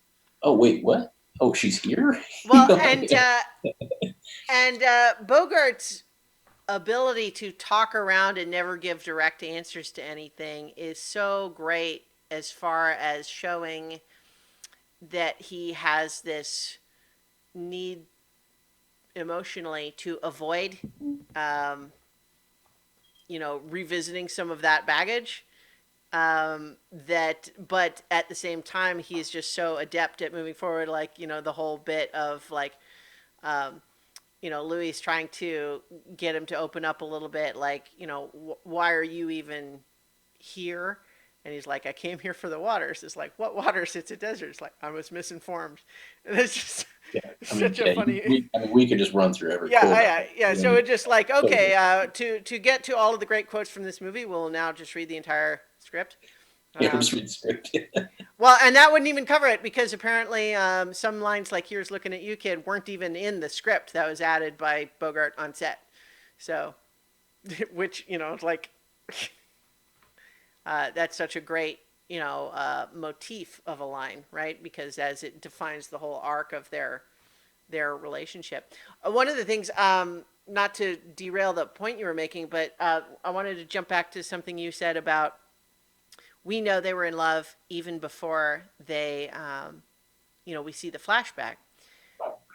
And I think that one of the things that they do that's amazing, and it's all part of how effective they make Sam as a character, which again, in 1942, having a black character be treated as an equal and be the best friend and confidant of the lead, like, that's not typical. But in any event, Sam is such a great character, and like, our introduction to Elsa and Rick being a thing is, we know Rick and Sam, but then we see her come in, and there's a moment where Sam recognizes her and looks worried. And then we see her recognize Sam and look a little conflicted, but mostly happy, and call him over. And that sequence where she's kind of trying to tease out, if Sam's here, Rick must be here too. What will he tell me about Rick? How's Rick? She wants to know how Rick is doing, but we see Sam, and we see the worry in his face of, leave him alone, Miss Ilsa. You're bad luck for him. And that exchange just is so much, because on the one hand, we see in his face the concern for his friend, and it's not that he doesn't like her, it's just that he sees, like, I can't imagine any way this is good for him. And it just tells us that he is so protective of Rick, tells us how bad it must have been for Rick, right? And when we see him say that, we see also her performance where she flashes through several different like micro expressions of reaction to that. One is like you see her kind of transition from it hurts to hear that she doesn't like the thought of being bad luck, but she kind of gets it, but she wants to see him anyway, even though she knows it's going to hurt for her too. Right? Like you can see her face go through all of those stages when he says that. And it's like, we know before we've even seen them in a scene together that they were in love because of that. Not just that they were in love, but that it ended very painfully. And I think that's amazing. And it not only tells us that, but also shows how loyal and thoughtful Sam is for Rick. Oh, I agree. I mean, Yeah. like you said, I mean, yeah, you really just dove into like some very nuanced performances that lead for us, like to I said, like we understand they're in love even before. Mm-hmm. So one thing I will say, just to say it briefly, because it's funny, Mm-hmm. as we're talking about, like we sort of joked about the quotes and all that kind of stuff. Yeah. So Yeah. there's obviously the one where she asks, well, do you remember our final day or whatever? And he says, yes, the Nazis wore gray and you wore blue. Mm-hmm. And when they colorized the movie, because that was a thing for a Yeah. while, Yeah.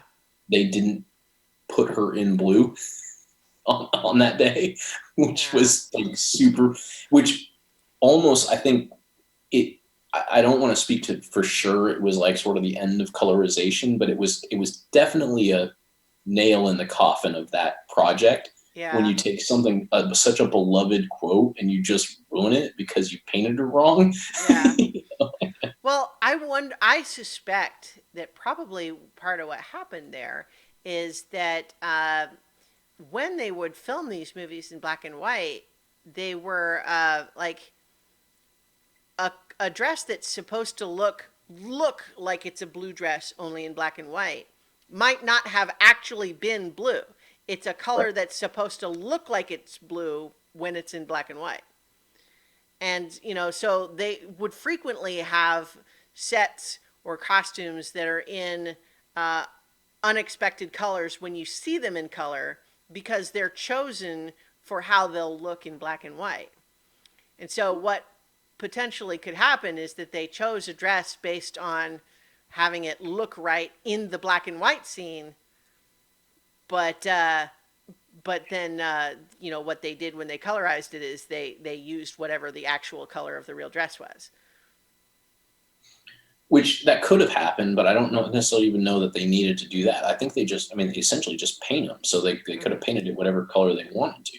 Yeah. Which so you are probably right. She probably wasn't wearing blue in the actual scene, and maybe that's what caused them to choose to paint it a different Yeah. color. But they could have painted it blue, and it just. Well, I'm just happy that experiment is over. yeah. By the way. No, I agree. I agree. I think it is a shame that there are people that even still seem to have some knee-jerk resistance to black and white movies, as though somehow that's automatically like makes them not worthy of watching or something. It's a shame that there are people for whom that's a thing, but the answer is not to colorize a movie that was not made that way.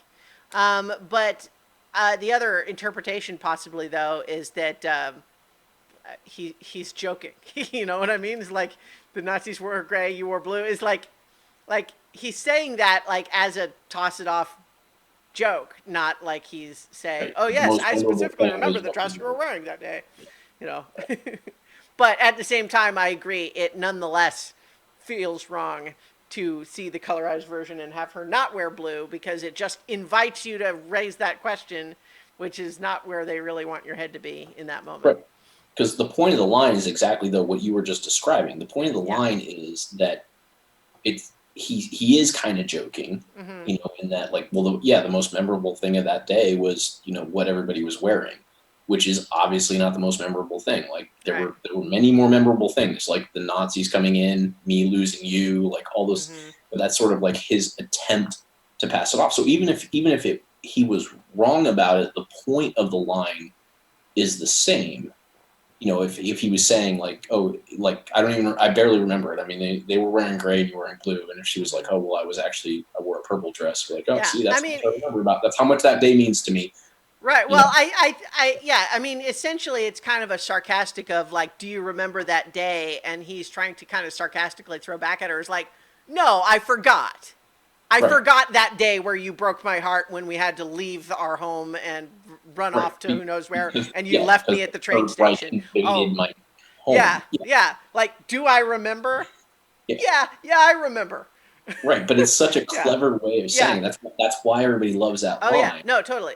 Yeah, And why, exactly. to your point, like if you're arguing about whether or not she was actually wearing blue or not because of how they colorized it, like it's kind of dumb. Like if the movie was presented originally in color and she was in a different color dress, then you could say, oh, see, he's making the joke. He doesn't even really actually remember what she was wearing because it was Mm-hmm. so inconsequential to what was actually happening that day. Mm-hmm. But when it's presented one way and you take it one way, and then later you watch the movie again and they've painted it a different way, you're like, wait, why did that happen? And you're asking questions that are totally unnecessary Yeah. to what you're enjoying about the movie. But that's why I felt like we should at least talk about that because Sure. again, No. Yeah. It's. I'm I thought what you were good. I'm glad they do not do that anymore. Yeah. Well, see, I kind of thought you were going for the kind of the cliche of the line everybody thinks is from the movie, which "Play it again, Sam," which Oh technically is yeah, not what she says. no, Neither she nor Rick say "Play it again, Sam." They say sort of variations on the theme, but that's that combination of words does not appear in the movie. Like "Play it, Sam," but not "Play it again, Sam," like that sort of thing. I thought right. that's kind of what you were going for. But Also, yeah, the thing, yeah, yeah. But like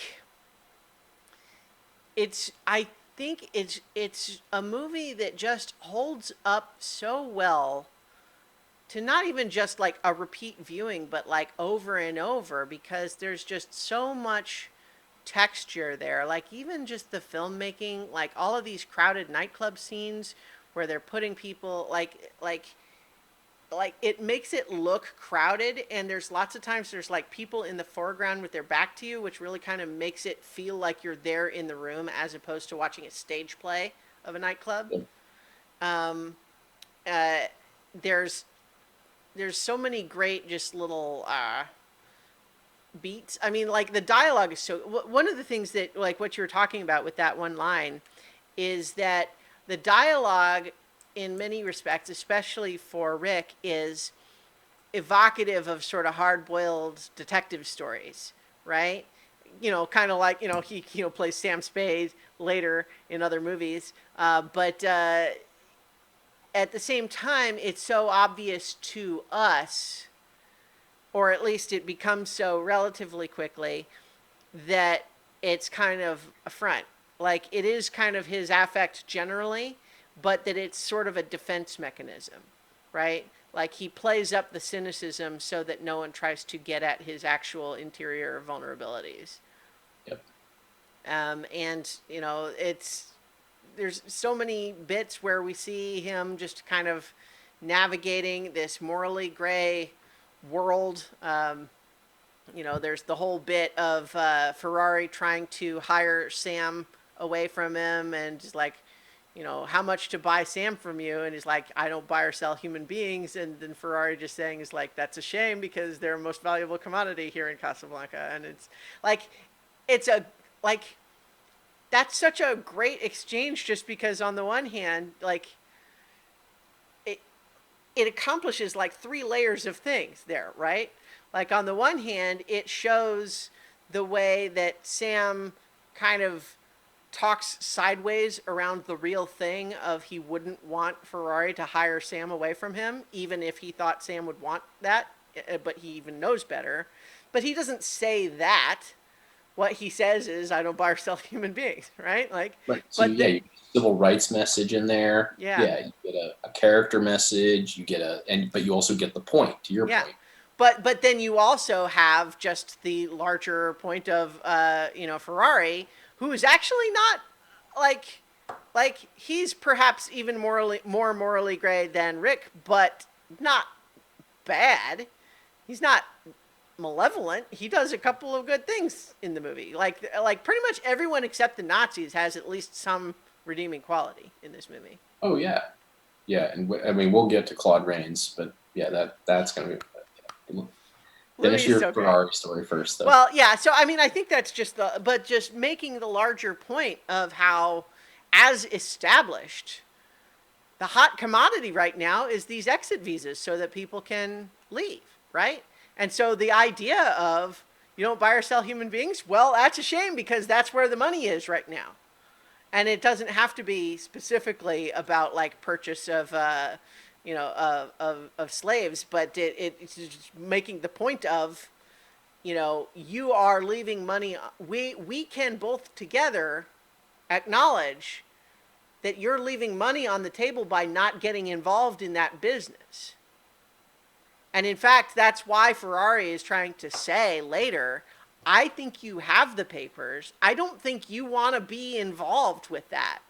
But I'm willing to do that part of it, to sell them for the high price I know they will fetch.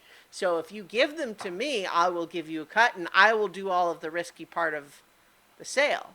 Right? And but it's an opportunity to show Rick as, even though he's trying to, he certainly has his failings, and he tries to portray not, I don't stick my neck out for anybody, and doesn't care about things, but pointing out there's a lot of money in this that you are not engaging in, and that's because you do actually have scruples.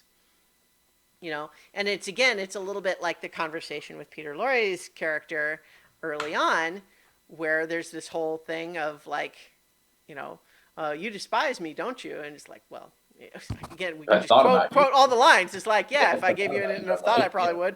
But just this whole, like, I feel like I just want to quote every line of the scene. But this idea, this recognition of, he's willing to take and hold the papers for a little while because it's sort of this recognition that, like, this is a person I'm aware of who does business in my orbit, and I'm not trying to make an enemy of them, especially if it's going to attract attention. So it's one thing if I can briefly do a small favor that I might ask to be repaid in the future, but I'm not getting involved beyond that is the intent, right? And so that whole sequence, but also just this recognition that it's an interesting question, right? Because, Ugarte is essentially saying, I am taking money to get exit visas for people.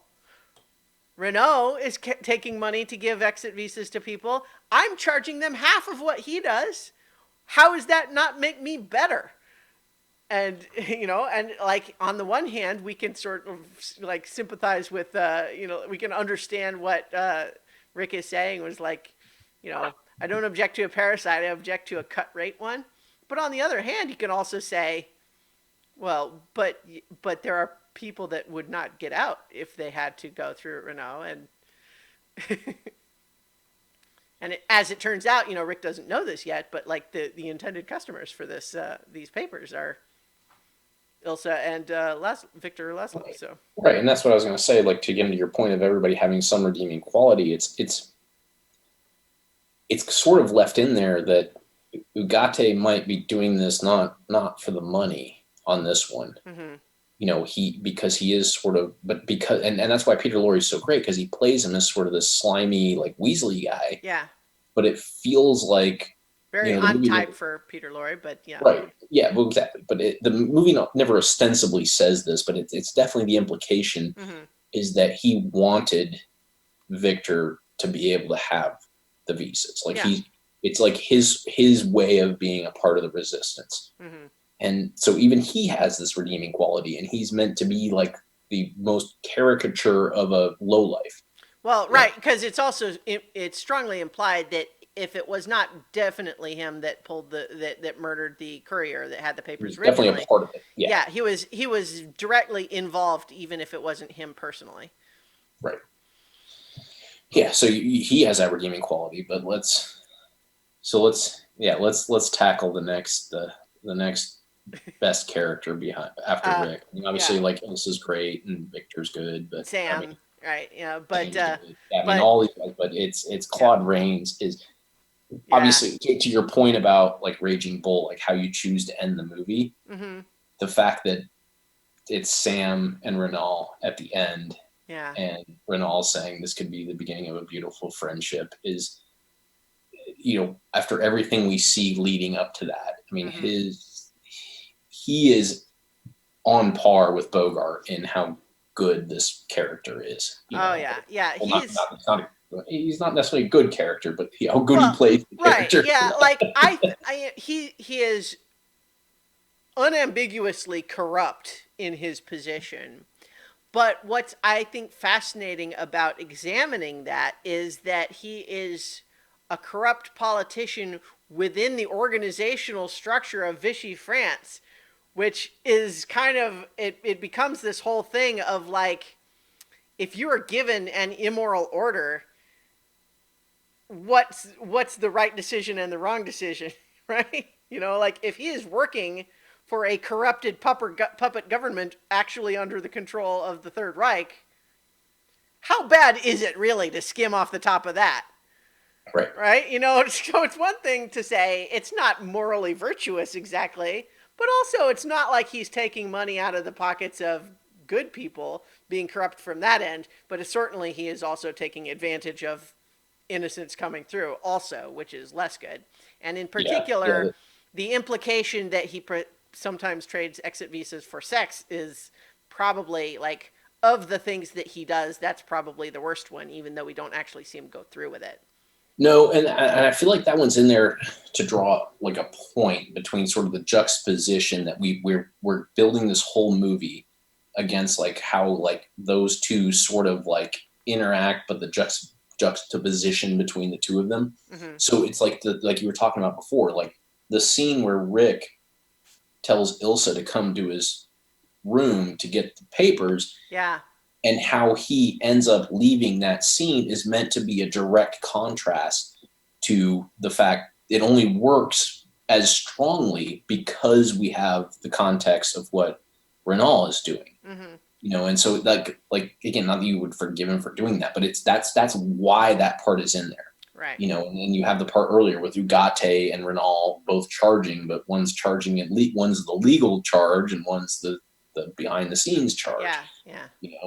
And then you have there's like the self-deprecation that Renal has. Like I can't remember the exact line, but again, we don't have to quote it, where he says something about like, oh, I'm just I'm just trying to be a modest, corrupt Oh politician. yeah, so I think that it's when Rick is making a bet with him over whether Victor Laszlo will escape or not. He says, "I'll bet you 20,000 francs," and he says, "Let's make it 10. I'm just a poor corrupt official." Poor corrupt, yeah, poor Yeah, corrupt. Yeah, that's right. yeah, Poor corrupt politician. I mean, this yeah. was such a great line. Uh Such huh. a great line. Yeah. So. And so what you were just saying is a perfect illustration of what I meant earlier when I was saying that all of these secondary characters have their own interesting, compelling little subplot. And when they intersect with the main plot, is at the perfect moment for it to have the exact right effect on the main plot. And so, in particular, let's look at this subplot of this young couple, right? We actually see them in a brief cutaway shot early on in the movie when they see the guy who runs from the police and gets shot, right? We see them watch that. So we know that they're scared that bad stuff could happen, right? Then we see them gambling, and she has gone around to the various attempts to see if they can get a way out, and none of it's working. And so eventually she comes to Rick and is basically saying, she basically says, without quite saying it, I've been made an offer from Renault. The implication being, if I sleep with him, he'll give us exit visas. But what she's asking Rick is, will he actually do it? She's trying to decide if it's worth it, and she definitely doesn't want to do it if he's not actually going to keep his word. But if he will, then maybe. And asking Rick in this context of specifically saying, if I asked my husband if that was okay, he would of course say no. But maybe this is something that I can do for him. I can take on this burden and then lock away this secret in my heart that I've done such a thing. And the thing is, as she's describing that, Rick is sitting there thinking, I just asked Ilsa to do the same thing. Ugh. And so then we see Rick go and tell his. It's another perfect balance of a scene in the sense of he goes to the roulette tables where her husband is losing, and reveals to us he can rig the roulette game anytime he wants, Yes, which is fun. But also that he rigs it so that they'll have enough money to just buy the visas instead of having to go through with that proposition. And there's this whole layer of things because all of the other employees know what Rick's doing, and they're delighted that, like, because for them, they're seeing, oh, our cynical boss who makes a big production of how he doesn't stick out his neck for people, but here he is helping someone who needs it. We're so happy about that. But then we also see Renault watching that and being a little bit irritated that his game is being messed with, but also a little bit like, what's going on here? Rick is acting unusual. Something's up. And then, of course, we also just get the fun little bits from the roulette dealer, the croupier, I guess is the. No, that's craps, right? What's the roulette guy? I don't know what they call that. But that guy, just the whole bit of like, how's business this evening? He's like, well, a few thousand less than I thought there'd be, because it just made him lose. So what we have is this little subplot of those characters going through their own little thing, but just happening to intersect with the main plot right when it's what Rick needed to realize that what he's doing is he's going down a path that he's not comfortable with. And that sets him off on a new direction, and also sets Renault off on a new direction because now he's seeing Rick act differently and starting to say, okay, wait, what's going on here? I need to figure out more about what's happening. But yeah, just this friendship between Renault and Rick, Louis and Rick, of this, both kind of respecting what the other is doing because they both know that neither of them like the current, government that they're dealing with. Neither of them like the Nazis, but they both understand that at least for now they've got to play the game. And Rick understands at a certain point that, like, okay, well, I have reached a point where I can't keep playing that game. So I have to, but I can't blow up Louis' spot. So I'm going to have to,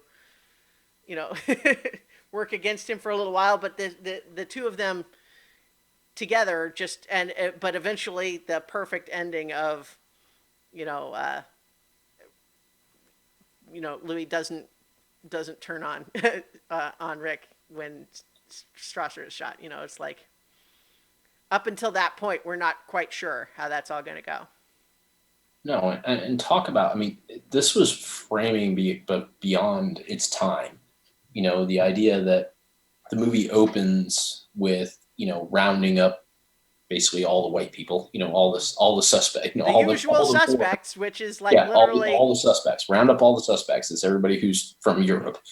And then closes with, he clearly watched Rick shoot the guy dead and makes the call and says, Strasser's been shot, round up the usual suspects. Just what?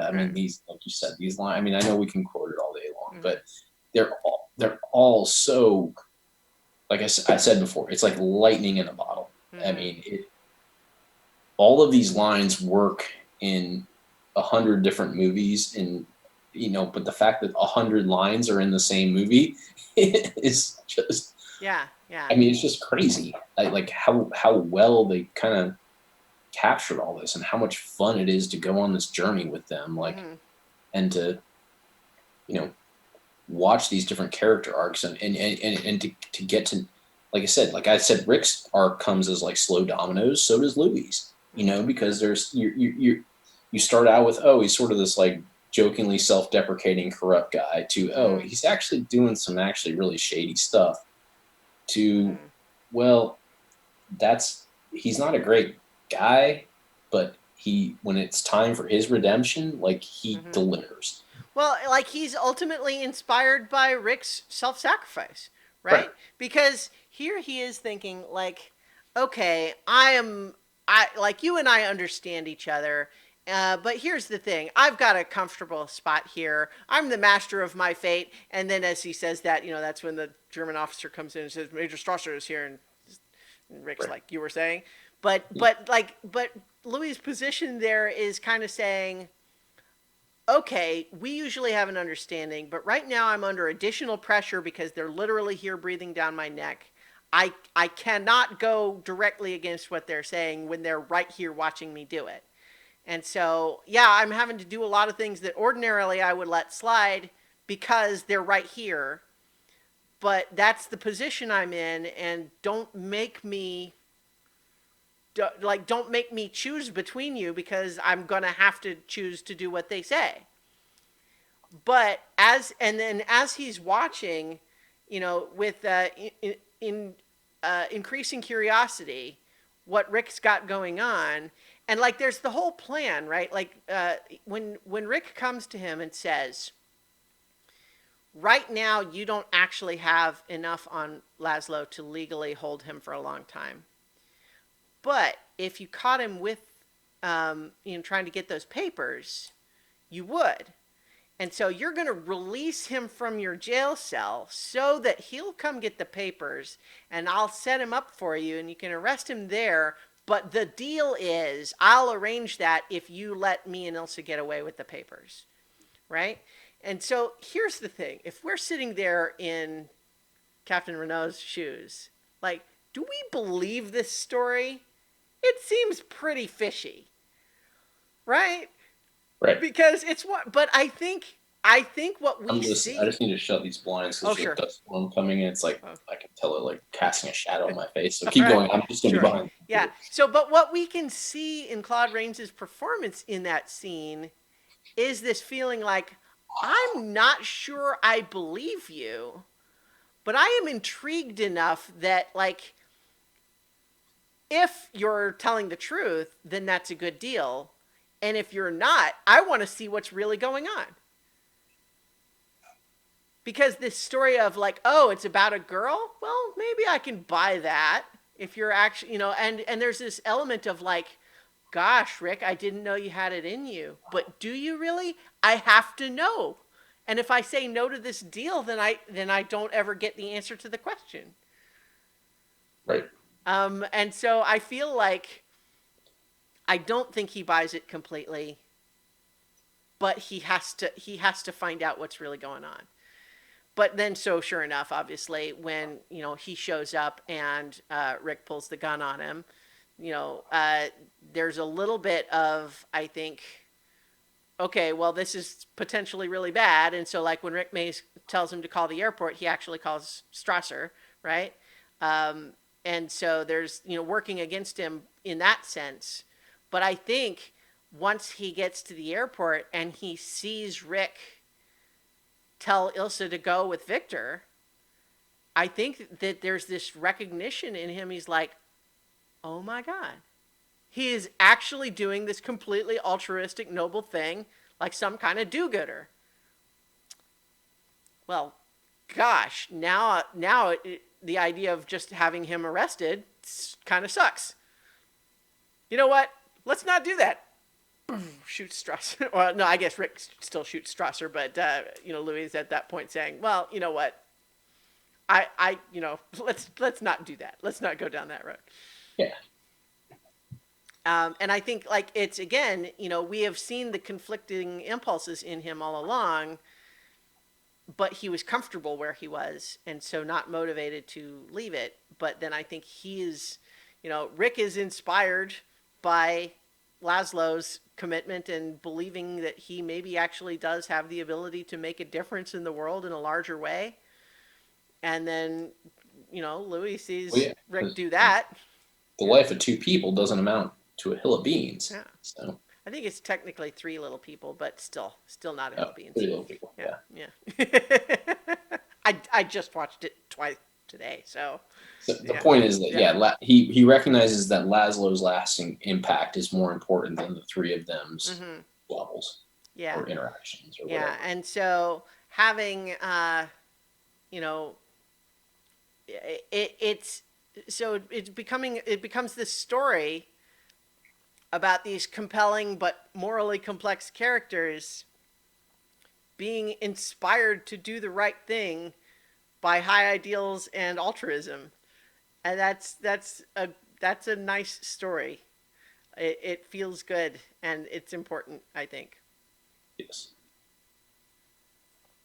Plus, it's so funny, and the love story, like I mean, we talk about like there's this kind of weirdly insidious bit of misinformation trivia that goes around about this movie, where the story that like supposedly Ingrid Bergman didn't actually know which guy she was supposed to end with. I don't believe that. Like, I don't. It doesn't make any sense, right?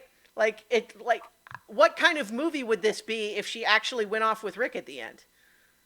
Like, like we know we want them to, we kind of want them to because of the romance, but that means that they're both doing the wrong thing for love. And also, like, just from like what the studios were allowed to put in movies those days, her leaving her husband with him for that reason.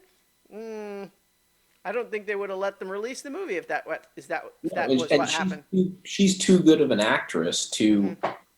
I mean, it only makes sense because of how her and Paul Henry play the way that they lead up to this, which is just again another testament, real quick, which is I would say the last thing, but my last big point that I want to make that what you're talking about sort of draws to. She's too good of an actress. Hmm. Paul Henry is too good of an actor. They are the number two and number three billing on this movie. Hmm. Always were. And they are not the most prominent second and third characters. I mean, obviously she's like critical, but from screen time, they are not number two and number three. Aren't they? I never timed it out. I kind of would have assumed she I was only pretty know high, that but because it's a thing, okay. that, Renault gets more screen time. I think like Ferrari gets as much screen time as Victor or Well, something like I that. would believe that. I think it was only her that I expected to be more, but I trust you on it if you've Yeah, looked at it. it's one of those. Yeah, exactly. But they are. He's to your point. He is the more evident part in that he is like he was as big a star as Humphrey Bogart at the time, Yeah, I and mean this was the movie that really made Bogart a star for the right, first time. exactly. Like he Paul and Reed was like the name back then, but he is playing such a character, but he plays it so well, and Ingrid Bergman plays her character so well. Like there's absolutely no way they didn't know the end game.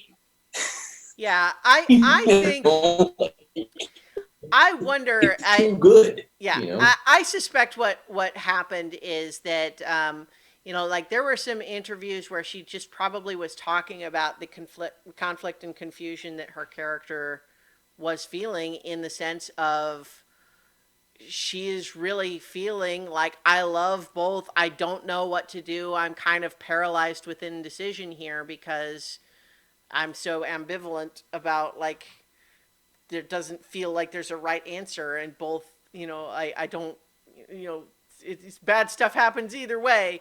What do I do? And she's kind of like, she's stuck, right? And that's what the character is. So I wonder if she was maybe just talking about that, and people somehow took that to mean like that she, like, maybe she was trying to say that the character didn't really know who she wanted to end up with or whatever. But Yeah, I don't know, but like, again, it just doesn't hold water. Like, it doesn't make sense. Not to mention, I think that the movie wasn't filmed in order. So like there were scenes, or like that, like they had filmed the ending already when some of the other stuff happened. So like, yeah. yeah. So That's a bit of little trivia that I've heard mentioned more than once, that it just like I never bought that. It just doesn't work. No. The whole And story require like, as much as we want, like the story only works because they set us up to want one outcome from the romantic standpoint, but to understand that going against that is the right answer. Like, that's the whole story. It falls apart if you try to say, well, they could have gone the other way. right. And and to kind of close out my point, it's the fact that they took the second and third most prominent. Well, again, not even. I mean, like you said, I think Bogart wasn't even as prominent as Bergman and Reed at this point. But the two biggest names don't play the most. I mean, they do play. They're influential, not in the amount of time they spend in the movie, but they're in. But and it's almost like that seems different than what you would expect. Because they have to deliver more. Like Paul and Reed. Like again, like let's talk. Like quickly talk about Victor. He's not on screen a whole lot, Mm-hmm. but we have to believe that he is the reason that Humphrey Bogart is inspired to let the love of his life go for the greater good. Mm-hmm. And we do not question that. Like again, he doesn't do a Jake LaMotta over the Yeah. top performance, but he's good enough to make us believe that that's the case. And obviously, and it gives to your support to your point about all the character actors, is that the rest of the tapestry and the way they talk about him, as opposed to even just what he does on the screen, leads us to this decision that like this is the right thing to do, because it's all built to that. Yeah. It's Well, it's so good. yeah, because it like he really does have this sort of double-sided demand on who his character is, because on the one hand, we have to believe that this is this revolutionary leader that is such a big deal that, as you say, Rick would be inspired to give up the love of his life in order to help him. But also, we do need to feel intuitively that the chemistry between Ilsa and Rick is better than the chemistry between Ilsa and Victor. Right. Right? So we need both of those things. We need him to be the charismatic revolutionary leader, but maybe a little bit of a stiff when it comes to the romance. Right? Yeah. And No, that's, great point. Great point. yeah. Yeah. So that's kind of that's had to be a challenge from that perspective. But like, I think the scene that really cements it is, and it's just such an iconic scene, of course, is the bit where, you know, uh, Victor and Rick are having, the discussion about the papers, and Just uh, smiling thinking about it. yeah. Well, and then they hear that below, the German soldiers in the nightclub have taken over the piano and are starting to, they're playing a German song. It's like March on the Rhine or something like that. I don't know the song actually, but they're singing some like patriotic German song, and that is just something that like Sam normally wouldn't stick his neck out, right? But he clearly doesn't like it either. We've had that established. But Victor is just so like, this cannot stand. And he goes down and starts leading the rest of like Sam's band in La Marseillaise. I think I'm saying that right. The French anthem, and they basically just out sing the Germans to the point where they stop and they finish this triumphant song, and it's just so moving. And that's I think the scene where we actually believe that like maybe this guy is as big a deal as people are saying. Yeah, and what's even though an even extra layer to that scene, which is why it's so good, is that it's also one of Rick's dominoes that I was talking Mm-hmm. about earlier, in that the band looks to Rick first, Yeah, yeah. and Rick nods and says, "Go ahead." Gives him the go ahead. Yeah. Yeah. Mm-hmm. So he's allowing in his club for a basically a revolutionary Yeah. song to be played, knowing that all the patrons are going to be on the side of the La Marseillaise, Yeah. and he's okay with it because he knows that it's the right thing to do. Right. And it's like it's just one more of those ticks. So not only do we see Victor being inspiring and being this, this leader who's willing to stand up in a difficult time, but we see Rick kind of acquiescing to that, Mm-hmm. because he knows it's the right thing to do. Right. And it's like it's the same reason. It's literally the same reason that he gives them the papers at the end. Like he's acquiescing to them going without him because it's the right thing to do. It's like Mm-hmm. it's all just so. I mean, I'm just Yeah. Well, and then just another about this movie all example the of how all of these scenes have all of these layers that interact with each other just perfectly.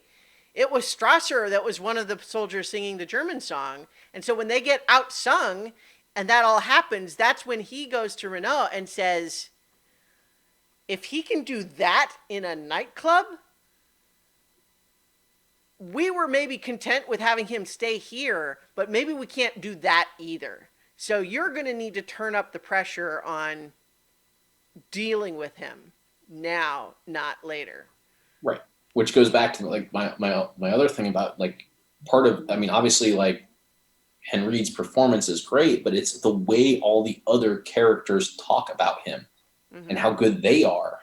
Like that scene, that Strasser saying, whoa, that was a big deal. Like it just reminds. Not only did we see it was a big deal, but we Mm-hmm. we see other people saying it was a big deal, which is like just reinforces like how good he is at like motivating Yeah. and all that. Like to your point, like he has to be that good, but also sort of like yeah, charming, but not the most romantic guy, but not like a guy that where you're like, well, she should leave him because he sucks. Like Mm-hmm. he's a good enough Well, husband. right. Like it's Right? such a perfect It's a weird illustration. balance. Yeah. There is a parallel universe where I felt about Victor Laszlo like I do about Ashley Wilkes from Gone with the Wind, right? I don't like Ashley. I don't get it. Like I don't like, we talked about that. We don't have to Mhm. rehash the whole thing, but I don't like that character even though in some superficial ways it's intended to be a similar dynamic, right?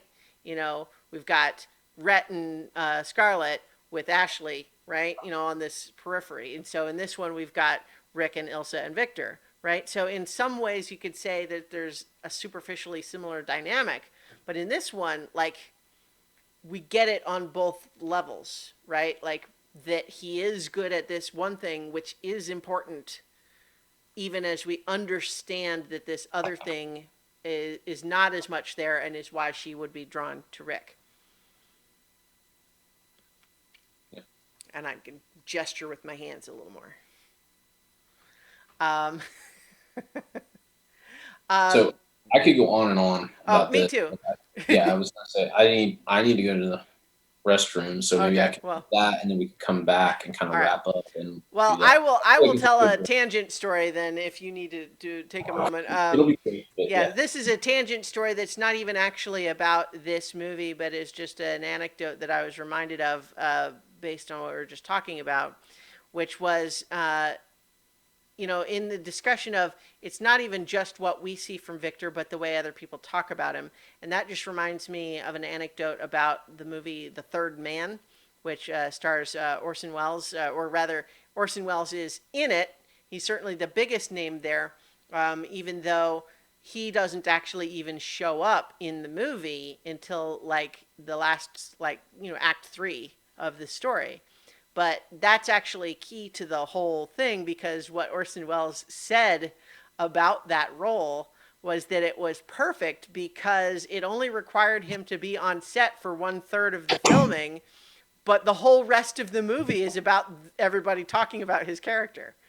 So, like, the whole first 2/3 of the movie are all the other characters talking about Harry Lime. Harry Lime. What's Harry Lime like? Where's Harry Lime? Is he dead? We don't know. We got to find him. And it's all about Harry Lime. And then he finally gets to show up just for the third act, and everyone has already built him up for an hour. Anyway, Third Man is also a very good movie that's not on this list for some reason. Might be one we watch Yeah, post list. could be. Um, but yeah, so as you say, we could probably just keep going on and on about this movie, but we've said a lot already. Let's briefly talk about Oscars. It won Best Picture, Best Director, and Best Screenplay in the year. This is one of the, there are a lot of movies that we look back on this list and say, were they appreciated properly at the time? And some of them were not, right? But this one seems to have been well regarded even at the time. Um, and then Humphrey Bogart was nominated for Best Leading Actor. Claude Rains for Best Supporting Actor. Was nominated for Best Cinematography, Black and White, Best Film Editing, and Best Music. Oh, can't believe we didn't talk about music yet. We can talk about it now briefly. But just like interspersing all these little musical numbers, first of all, Dooley Wilson as Sam, all of his songs are just so much fun, and they give just this propulsive energy to the story that frequently keeps things light even when other stuff is going on, but then also gives the dramatic gravitas to other scenes. And as time goes by, it becomes so memorable, like that the whole rest of the score is built on it. Yeah. Yeah. So much great music. But then there's other music too. Like, we have the it's a brief song, but the lady who has the guitar and sings in kind of a high sort of soprano voice, and then we see her again during the Marseillaise sequence. But just there's actually kind of a lot of music, diegetic music in this movie. Diegetic, for anyone who's not familiar with that term, is like music that is played in the story as opposed to score, which is separate from the reality of the story. If anyone didn't know that term, now you do. Oh, that's funny. I was just looking up who won some of the awards that this one didn't. The winner of Best Actor this year, instead of Humphrey Bogart, was Paul Lucas from Watch on the Rhine, which I believe is the name of that song that the Germans were singing. Which I would only know because I just watched the movie with Roger Ebert's commentary and he said so. So I didn't look it up or anything otherwise. But that's kind of a weird coincidence. Apparently also Gary Cooper from For Whom the Bell Tolls was also nominated that year. And then instead of Claude Rains from Casablanca, we had Charles Coburn from The More the Merrier. So whatever that is. I haven't seen that one. But yes, what a great movie Casablanca is. I love it so much.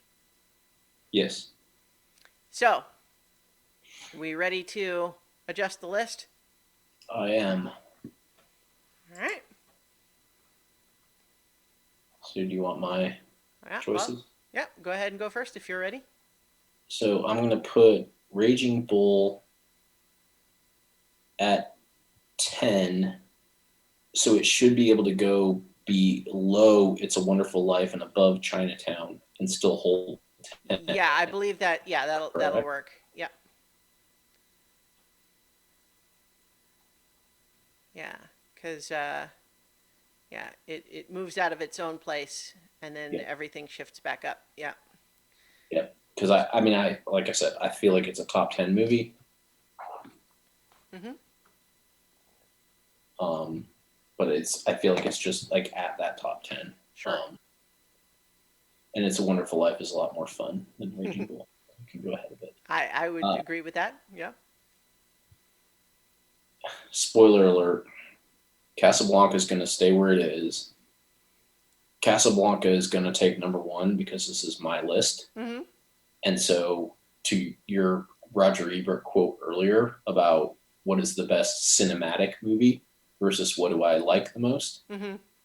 I agree. That Citizen Kane, the thing when we talk about it, the things that it does are groundbreaking. I mean, it is a tour de force of a movie. Mm-hmm. I don't care because I like what Casablanca did better. Yeah, we're talking about the nuance of the semantic differences between best and favorite, right? Like those are not synonyms. Yep, Casablanca is going to be number one on my list. That's just how it's going to be. Well, I'm just amused because while you and I differ on our opinions on a lot of different movies, the tops of our list are we've got a lot of similarities because I'm also leaving Casablanca where it is, which means that currently, of the movies we've watched so far, the top three for both of us is Casablanca, Lawrence of Arabia, and Star Wars in that order. So, and we are in agreement on that. Yep. I am moving Raging Bull down further. I think that it is very good. I wouldn't move it all the way off the list because it's extremely well made and all of those things. But like, if I wanted to just think about like if I wanted to say, I think the list needs to have a Martin Scorsese movie that examines toxic masculinity. I put Taxi Driver before I put Raging Bull for me. So, so at the very least, that means that I feel like I would put it below Taxi Driver. Obviously, the filmmaking I think is more refined in Raging Bull. Taxi Driver is a little bit looser, more raw. But I think that I feel like the story means more. Like I feel it has more to say. That's kind of my take there. But yeah, so let's see. I'm gonna put Raging Bull. I think I'm gonna go down and put that at about 59, which is after West Side Story, but before Saving Private Ryan. Yeah, and I think that's fair based on our discussion. So. Mm-hmm. All right. So next time is number one and number two. We'll complete the list with talking about number two is The Godfather and Citizen Kane at number one. And so I think, you know, as we've gone over the course of the list, I think we've both talked about each of those movies sort of tangentially a fair amount. But we'll see if rewatching it this time yields any new insights. But certainly, kind of as I've said before, The Godfather is another movie, kind of like I felt with Raging Bull, where it's like, I absolutely respect all of the filmmaking going on there, but like the story is just not as interesting to me as a lot of other movies, and so it's not as high for me.